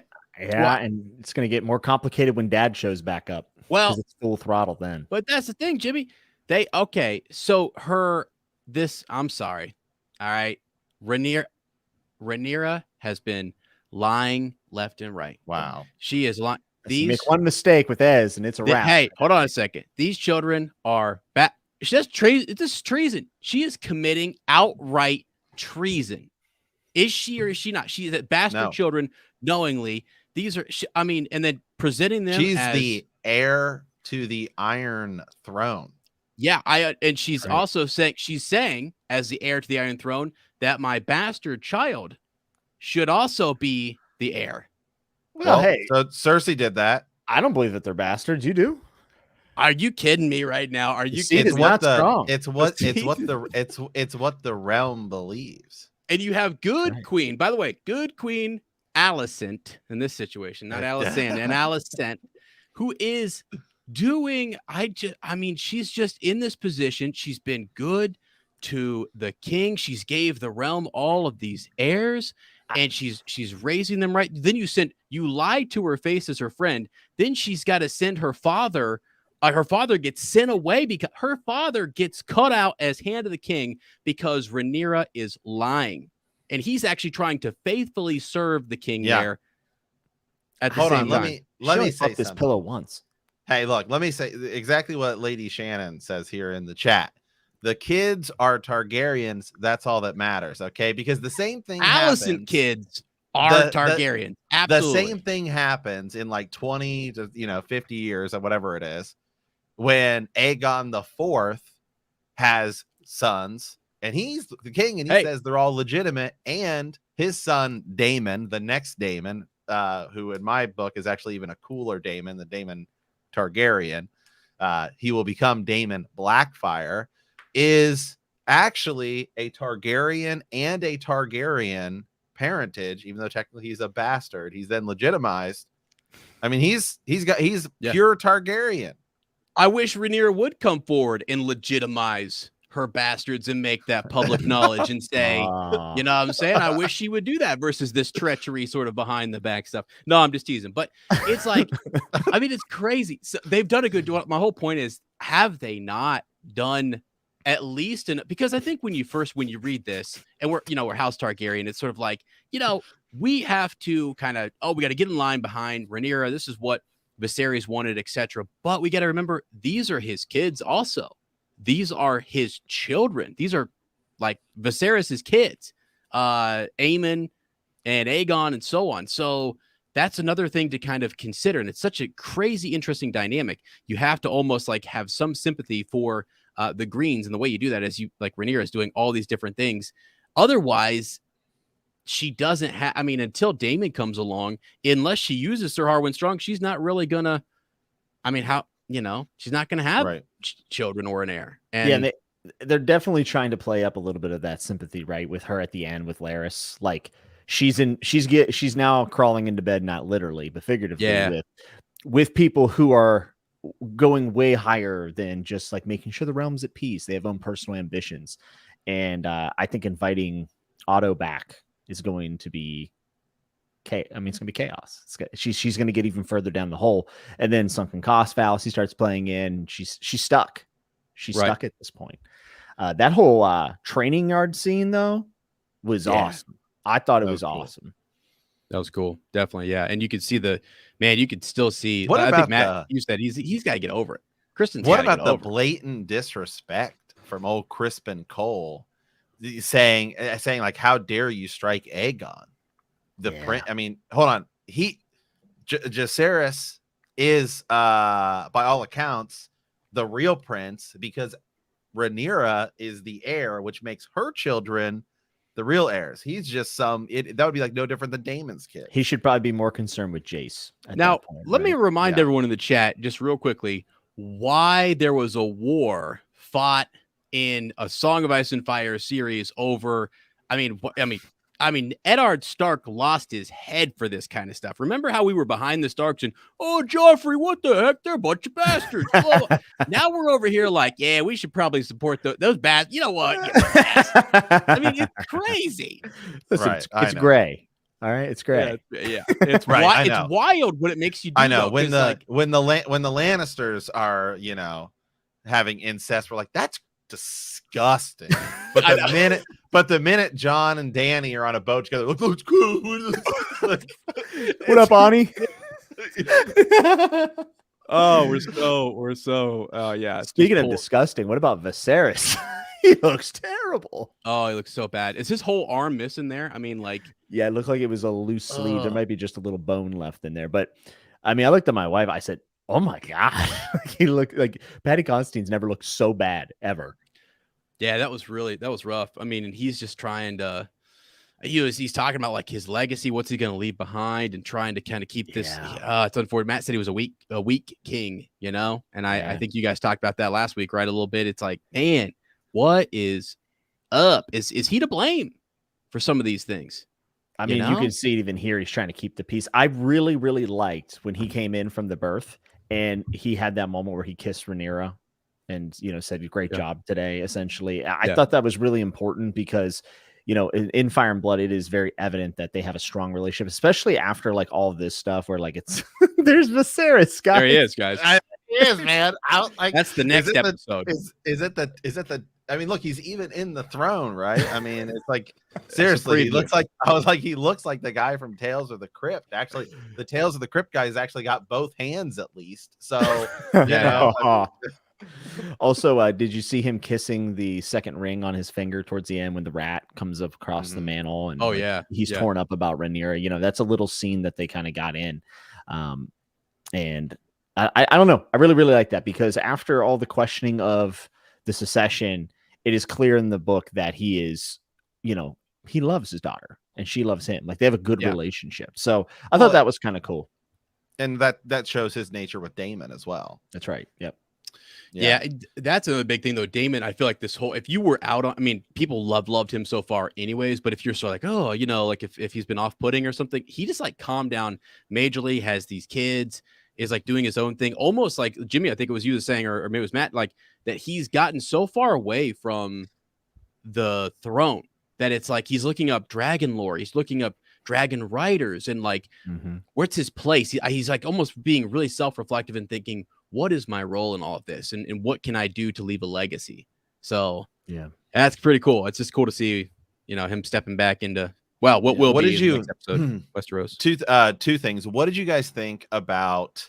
And we'll start with the Alicent portion of it first. The fact that it's like the queen has requested your presence when Rhaenyra literally just finished giving birth. I mean, like that minute just finished giving birth.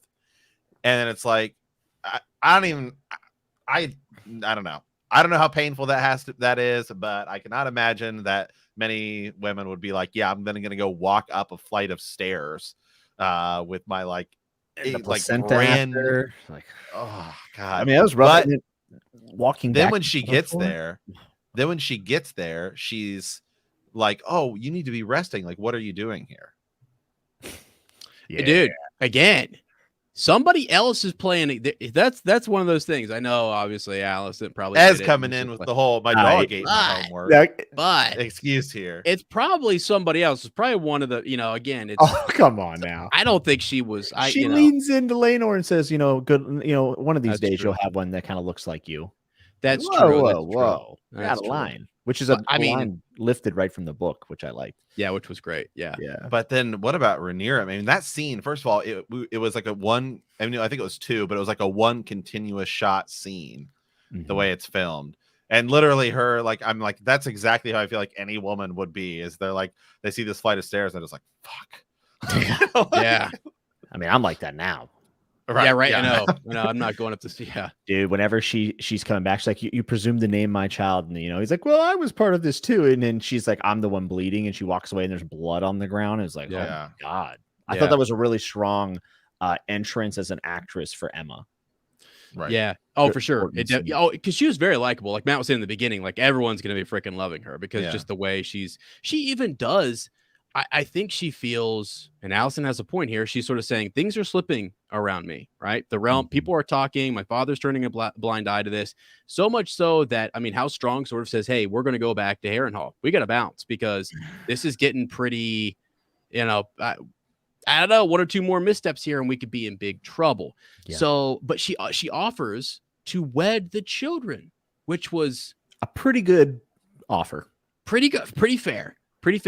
Now, I Yeah, I mean, so Alicent doesn't take it. So I don't know I mean, that's a little. She thinks she has the upper hand here a little bit, and she also though I think one of her personality, like just it seems like she's very much into honor and duty and trying to be very whatever, and so she's shocked that like Rhaenyra would do what she did, and Targaryens are wild, and she lied to me in the Gods Wood and all that kind of stuff, and then she sees Sir Criston and she's taken the whole thing. So she really wouldn't want her kids mixing in with them because they're bastards, Wow. I mean, let's be honest about it, say it, like, let's call it what it is. I mean, like, so do you think that she should have taken that deal? Yes, they should have, and they should have said, and that's the end of House of the Dragon, and all was peaceful after. Yeah, I don't think that's. I still don't think that would have. Yeah. Right, it was a way out of all of this. Yeah, I think that technically, as far as chess pieces in the Game of Thrones, she probably should have, and her father might have even been like, said yes. I think Otto probably would have appreciated it. Yeah, it's one of those things though, like Alicent needs the wrongs to be righted, and even when Criston Cole calls Rhaenyra, right, name, right, doesn't like it. Yeah, she don't like it. She don't like it. She said, "Whoa, we do this with honor." And then at the end, obviously, she's now in league with Larys, and honor's out the window. Also, this subtlety of the tongues being cut off, I thought was really interesting. Nice little detail. My wife really liked that. And keep showing me the rats. Yes, and the rats are there, and there's going to need to be a rat catcher at some point. Someone's going to have to come catch these rats. So, yeah. What about? Oh, go ahead. Just real quick. Here's an interesting. So I was kind of just kidding about the idea that Alicent had somebody else order Rhaenyra upstairs, but like Clubfoot, I mean, if he is he playing his up? He actually have self-interest, but they also are trying to. He actually could have been the one, because they don't think they ever really went back on. Right. Yeah, I don't know. Because it's actually kind of interesting because. Yeah, would she do that? Would Alicent? I almost don't know. I almost actually don't think she did. Wait, are you talking about Rhaenyra having to come after the birth? Yeah. Yeah, she just wanted the baby. She didn't want Rhaenyra. Rhaenyra made a decision to go. That was Rhaenyra saying, "You want my kid? F you, I'm coming." Like, you're I see. Okay. So, okay, I got you. Yeah, when the handmaid comes in, she's like, she wants to see the baby, not you. And then that's whenever Rhaenyra's like, "Oh, okay." Right, like, not good. This baby's not going anywhere without me. I got that makes a lot. That actually helps Rhaenyra's character a lot, just in terms of like, I'm not sorry. I'm gonna if that's an order from the queen, I'm coming upstairs too. Yeah. And then Alicent says you should be resting, and Rhaenyra's like, I'm sure you would love for me to be resting at this point. Yeah. She's like, that was never gonna happen. Right. Okay. Nice. One other. So Jimmy, you mentioned it earlier because I wanted to talk about this. I thought I was like hearing things. Is it Helena Targaryen? Yeah, Helena, that's how I pronounce it. I might be wrong though. When she says, when she mentions like you'll have to give up an eye. Why did she say that? What causes her to say that? Is she having some? Targaryens have always had dreams, right. I feel like she seems a little off, not off, but like distant. A dreamer, perhaps. I feel like she's got some daydreams going on or something. She's a seer. I don't know. Close one eye. Cool. Like there's something going on there. And I felt like that's pretty cool because we don't get a whole lot about her in the text, and she's sort of overshadowed by all these other figures. And for her to be there in their midst, kind of seeing things and maybe not saying as much as she could have, but if anybody were paying close attention on that side of the family, you would want to like, hold on, wait, what did you say? And you're like, excuse me? Yeah. Like, can you like tell us what's going to happen here? So I felt like that was really cool. And it's just interesting that she's overlooked a lot. So yeah, and I think like it's that kind of stuff that they're adding in that isn't like necessarily in the text or like in the text as far as the dream goes. That is kind of a good nod to the spirit of the books with subtleties and misinterpretations and things like that. So I think it's like an important scene and a great addition from Condell and team. Miguel directed this episode, I believe. So okay, nice, good stuff. Helena. There was one question. Helena was the daughter. She was just reading. She was only shown for a little bit in that episode. Mm-hmm. Right. Yeah. Just for hot. She was playing with. She was the one playing with like the centipede or whatever. The millipede. I have no idea. I don't know. I don't play don't know. bugs. I wouldn't. I was out. Yeah. Aegon was playing with a bug. Good Lord. What is up with it's crazy. Is that the same window, Tom? No, because Tom, I guess, would be in the king's quarters, right? But they could have. I mean, Maybe it moved. It's all kinds of stuff dropping out that window. I wouldn't want to be the Did cleaners you see below. him looking at the handmaid or the servants or whatever? He kind of had a little look for them, like he was a little lusty. Like, yeah, made me wonder if something wasn't going on there. Yeah, I feel bad for Helena. So yeah. What about Harrenhal?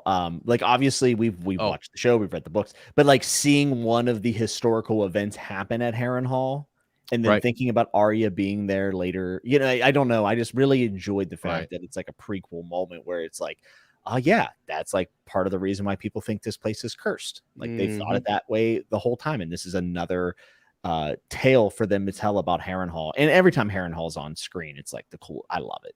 I love it. Might be my favorite set.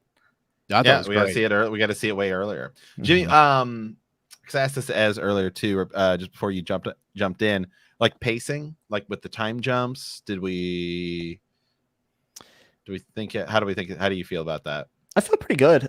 So right now where we're at, the end of this chapter, which is like the question of succession, or someone can correct me, whatever it's named, but there's about 4 to 5 pages left.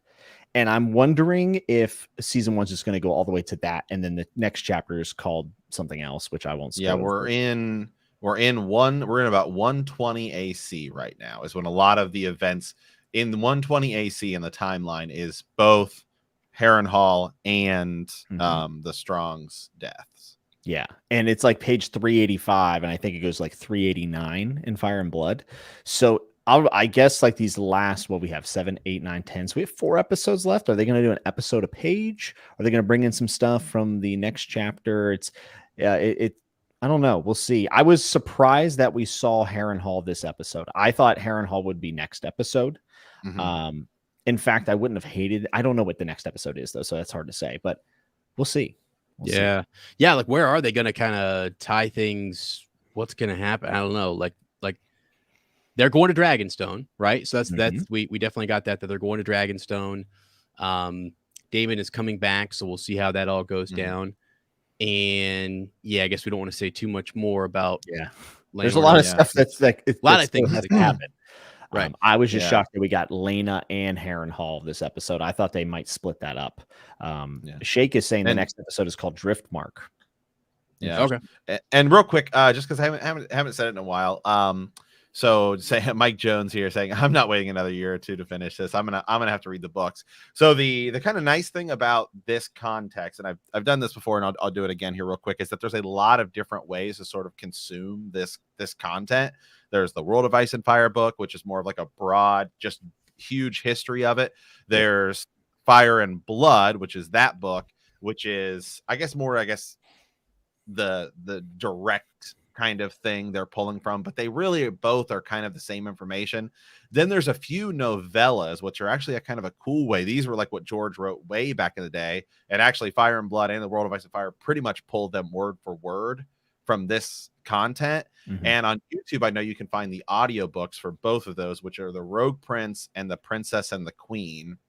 And I believe they're both narrated by the guy who plays Jorah Mormont, whose name I'm blanking on right now, but he narrates them. Oh, that's cool. I didn't know he narrated them. That's really awesome. And they're both on YouTube. Yeah. Nice. I mean, like somebody uploaded them for free on YouTube, but you can find them. Yeah. The Princess and the Queen was the title of this episode too, right? Yep. Yeah, exactly. Yeah. Yeah. So actually it's kind of interesting because everyone's like, oh man, George wrote Fire and Blood when he should be right. It's actually like a lot of this content was already written like years ago. It's like Fire and Blood was more of like an editorial piece for him. Yeah, and he also said that he felt like it was Ian not Glenn. as strenuous for him to write as well. Yeah, dude. Yeah, I don't know. I really like this episode. I like the dragon bits. I thought they were good. I thought the kids were really, really good because kid actors are hit or miss with me. Like, and usually it's a miss. Like 99% of the time, I don't like kid actors. It's one of the things that Game of Thrones also did really well. But House of the Dragon kids so far, I'm digging it. I'm digging the cast. Yeah, that is tough to do because they came out. They just feel like they don't stand out in any way that's like really off-putting. They just are there. And the kid who's playing Aegon looks just like Finn Wolfhard. I mean, like everyone's like, is that Finn Wolfhard? It's like, nah, it's not. But man, it looks, because he's a little bit older now, but it's like, go watch Stranger Things like season 3, and it looks like it could be him. He does have like a very Targaryen look about him, doesn't he? Oh yeah. Absolutely. Kind of like Matt Smith as well, right? I just love that Rhaenyra goes in there and just tells him what's up, or not Rhaenyra, Alicent goes in there and just tells him what. Oh, you love Alicent. I mean, it's pretty. I love Alicent. I'm just sort of like, man, it actually makes me mad that he's so like just like loony. I don't. He's just sort of a prick, you know. I mean, he seems like he's gonna be kind of a. I'm like, come on, what is going? Who did you think? Who did you think was like the better of the transitions, Alicent or Rhaenyra, from the young actors to the newer ones? I really liked them both. I really thought they both did like a really good job. You mean just like in their acting, because they both look exactly like very, very, very, very, very similar. Well, if you just pick, if you just had to pick which one you thought was like stood out more, Emma Darcy, for me. Yeah, I thought she did excellent. Olivia Cook. And this, I equally actually in this one, I think I will give the nod. Not that, I mean, they're both fantastic, but I do think that this was really like the first episode where we actually got Alicent. Because Rhaenyra had, you know, the younger version, Millie Alcock, had so much screen time in those episodes, where it always felt like Alicent was always kind of like this background character who had a few, you know, shining moments per episode. But this was really like her first episode where she's like forefront main character. So I guess like to me, Olivia Cook just stood out a little bit more from the train, just because it was like we actually got to see this character. But I mean, they were both obviously fantastic. In over 10 years, you can see all that bitterness and everything that, because really the previous Alicent, right, is the younger Alicent, is so sweet and so just, I mean, easy go. Like, really can't believe that Rhaenyra would go and do this, and it's just, I don't know. She's nervous. She's doing this whole thing with fingers and stuff. He's just on this out. He's just digging that out. I love it. Did she do the finger thing today? She did clutch her neck. I saw her clutch her neck when Larys was like, you know, you have to do things to do things. Oh, and God, she's just like, so weird. Larys is weird. Dude, that guy's a good and he actor. did you see he put the little B? He put the little B symbol on him, so in case they got caught, they wouldn't come back to him. Yeah. How good. Wow. I don't know. I like the Larys acting quite a bit, but you know, Matt, I like what you said though, because you said this is the first time we see Alicent being Alicent, and that is so true, because through the first 5, a lot of people were saying, I don't understand why everyone hates Alicent so much, and us, you know, that know a little bit more context, you know, this is the person we've been thinking of, not so much younger. And also, obviously, they did a lot to flesh out Alicent's younger years than it is in Fire and Blood. So, okay, I don't like new Alicent. Interesting. My wife was like, I honestly forgot that they switch actresses. Like, she thought that Alicent looked so similar. She was like, I just didn't even think about it, really. So super chat here. Viserys' denial of the situation is making me hate him. We've talked about it. Is he a weak king? Yeah, he weak. Yeah, I mean, or is he put in an impossible position? Okay. Is he? I mean, what are you supposed to do, guys? I mean, it's his daughter, his wife. Then his new wife has second wife has children. I mean, he just wants peace for the realm, guys. What would you have him do? What would you have him do different? I don't know. Just speak up every now and then. You know, that would be nice. Actually, put his foot down and tell people what's up.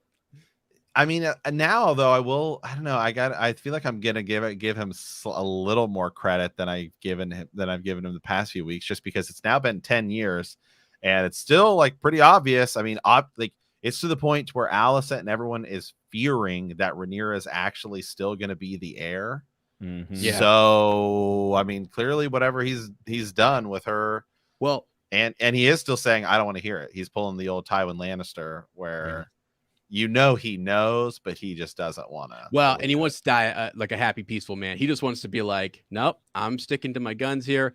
My daughter's going to be happy with me. This was said a long time ago. But the more time that goes by, really, he is more those 10 years sort of solidify her as the heir in the minds of the realm. So it's right. It's getting tougher and tougher to change that. So does he make it through the next episode? No, he's a goner. I feel like this is happening. I feel like something's happening soon. I think Viserys will be around for a few more episodes, in my opinion. I think so. Did you guys see? So, was it Jimmy that said they put the bees on those guys, or was that Matt? Or Matt said it. Yeah. So awesome. That's awesome. I just went back and I was scrolling back through. That does everything. That sets up everything. It's just so cool. It's really good. It's really good, subtle details. Well done. Yeah. Gosh. Okay, guys. Well, hey, predictions for next week. Well, it's hard because I feel like I know what's going to happen next week. There will be dragons. Yep. Maybe. That's my prediction. I also feel like next week is probably going to be a much heavier Daemon episode. Yeah. Yeah, that's good. Yeah, what did we say in the preview? All we saw was sort of something is going to go down between the children. I feel like, right? Like, to be fair, sometimes in the previews they show stuff that doesn't happen. That's like the next few weeks, because this preview showed some of the big scenes we saw in the trailers, like the scene of Alicent with the dagger, like trying to stab Rhaenyra, and Rhaenyra's like, "Well, now they all see you for who you are." That was in that trailer. There was a dragon that was stolen. How many episodes do we have in total? Do we there's 10, so we have 4 left, and I believe that after episode 7 there's going to be another time jump. I think it was confirmed somewhere after episode 7, so I think after episode 7 we see the kids will be grown up, so I think we only have these actors for the kids for 2 episodes, and then Viserys is only, so Jimmy's right, he's probably gonna be around for 2 more.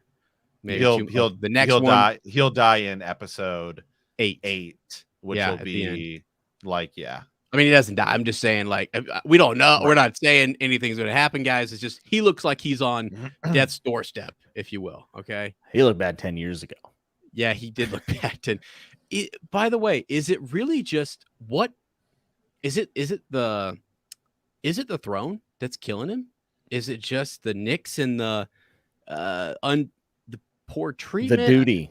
It's the duty, I guess, right? Because it just feels like, wouldn't you hire somebody else? I mean, somebody's got to check what's going on. Is he not looking around saying, I'm like, does this happen to every Targaryen king? What? Nah, I think he's just being pulled apart by the succession. I think that's it. Yeah. Okay. Hey, the throne does reject some kings. That's right. True. It is an oracle. And many super chat here from Playboy Lottie says next week is going to be the growing of a savage, and it ain't Rhaenyra's kids. That's all we're saying. Right. Yeah. That's probably about all the kids. That's all we're saying. Yeah. How far do we want to go with it? Yeah. No, I think it's gonna be great. I'm looking forward to it. It's gonna be just wild. I gotta say, I do appreciate how they are embracing the time jumps. They're embracing the steps forward. And they're giving us this full story, this full prelude to a really, because I think once you do that this season, you can do so much more. You set up your big players for a big stage next season and so on, right? Yeah. And it's a bold decision to do the story just as it is in the books for the most part. I mean, they're adding stuff, but it is funny watching some people trip over themselves, which where they complain about infidelity from the source material to the screen is the biggest sin you can have when it comes to an adaptation. And then they're also upset about the time jumps, and I'm like, well, if you want to stay true to George's material, you got to do the time jumps. I know. Or you'd be adding in episodes worth of stuff that isn't there technically.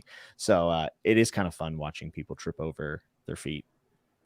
It's wild. I'll say this too, just the time jumps here that are necessary in this are minimal compared to the time jumps you need in Rings of Power, baby. Hey, I'm not saying anything. I'm just saying, Right. when is something gonna happen? What's something gonna happen? What are they gonna do? So a right. lot's happening here in House of the Dragon. That's for sure. I mean, Right. You're damn literally right. a lot.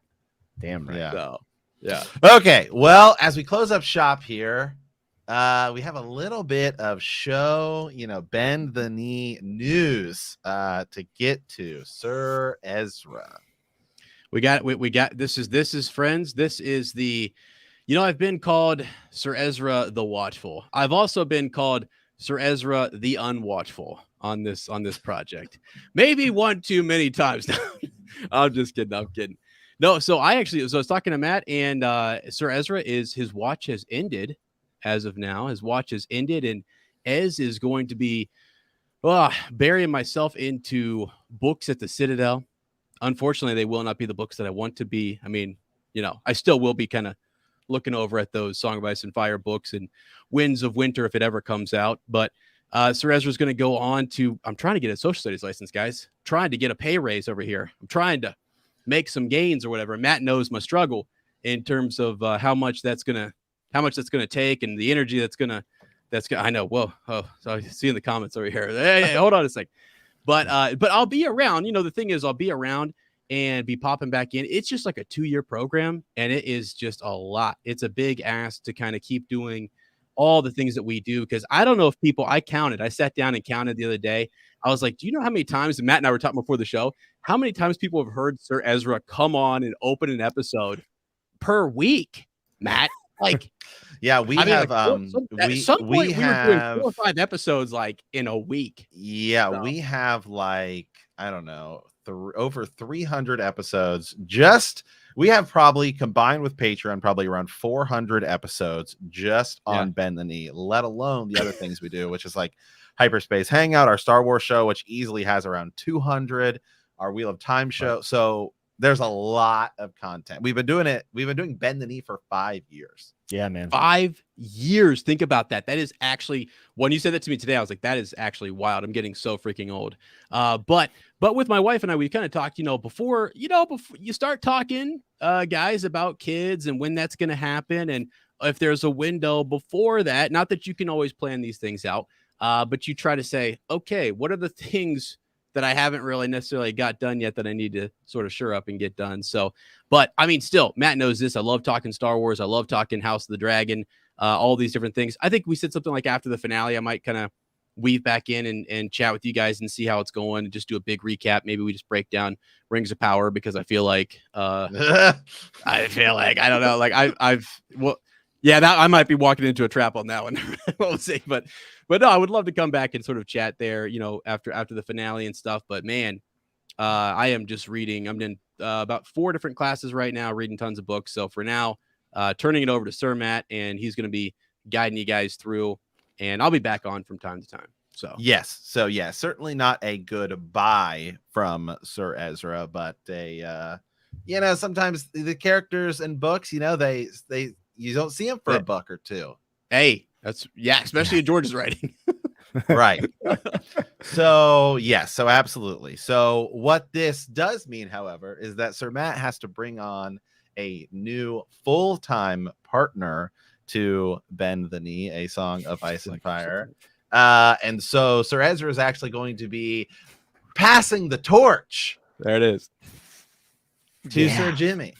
So Sir Jimmy will now be getting knighted, and we will officially be carrying the torch forward. So you'll be getting Sir Jimmy and I every week from this day until our last day. Is there a title, or is there going to be like a title like the realms or the arms that? I mean, can we throw arms in there somewhere? I feel like Yeah, we will. Gotta come up with not on the spot here. I don't want to put you on the spot. Jimmy of House Chad. Okay, that's me. As brother, man, I think I have listened to you and Matt. I started out as a fan of Bend the Knee, and listened to you guys for hundreds of hours, maybe thousands at this point. I don't know. And the chemistry that you guys always brought, it made you feel like you were just part of the show. And now I am part of the show. And to me, that's one of the coolest things that has happened to me, you know, in this sphere, because I do my own content creation. But I would have never started my own YouTube channel if it wasn't for you and Matt. So from the bottom of my heart, man, thank you. And oh, dude, I got big shoes to fill. Bro, I cannot believe we were just out at Sir Matt's wedding, and I like together, like embrace it. I literally cannot think of a better, like, seriously, I will be listening and wanting to know what's going on with like breakdowns when Winds of Winter comes out. I mean, I swear to God, if I'm not invited back on, I'm will definitely be. I'm gonna invade. I will invade like a crazy man. But no, I think it's great because again, that's the whole thing. Our friendship started from this project, and like, you know, we just sort of became buds, and then, you know, next thing I know, I'm seeing you out at Matt's wedding and all this kind of stuff. I love the Fantasy Nuttwork and all that. And honestly, for me too, it's just a time I can actually breathe for a little bit, relax, focus on that. I can pop in that chat, do more of those things or whatever. And I'm actually super excited, honestly. So it's cool. This is cool. Sometimes it's nice to take a step back and just watch a little bit. Yeah. So, yeah, but yeah, friends, we'll be around. Thanks for all the support you guys over there in the chat. I'll be doing a couple of small things just with my wife. So if you guys want to check those things out, real light, and probably won't be as consistent as what we've been doing over here. Clearly, I won't be able to do it. But yeah, check it out. And I still like to post my stories on Instagram. So come check me out over there at Womprat_2M, friends. You know, come say hey. Yeah, absolutely. So yeah, it's going to be awesome. Jimmy and I are already, you know, planning, strategizing things we're going to do. You know, you'll see some, I don't know, more content, different things. It's going to be absolute lot of fun because I also just got my new job to where it's like now you probably noticed an uptick in content on the YouTube and the TikTok and stuff like that too. So just, you know, life changes, man. Things happen and stuff like that. So so going forward, it's, you know, the utmost faith and confident in Sir Jimmy. You know, amen. Sometimes you got to make that upgrade from Joffrey to Ramsay, right? Yeah. One slam on the door. There we go. Right. So yes, absolutely. So Ez, will you close us out, man? Hey, yeah, friends, again, thanks so much. Been wonderful. And as always, remember that winter is coming.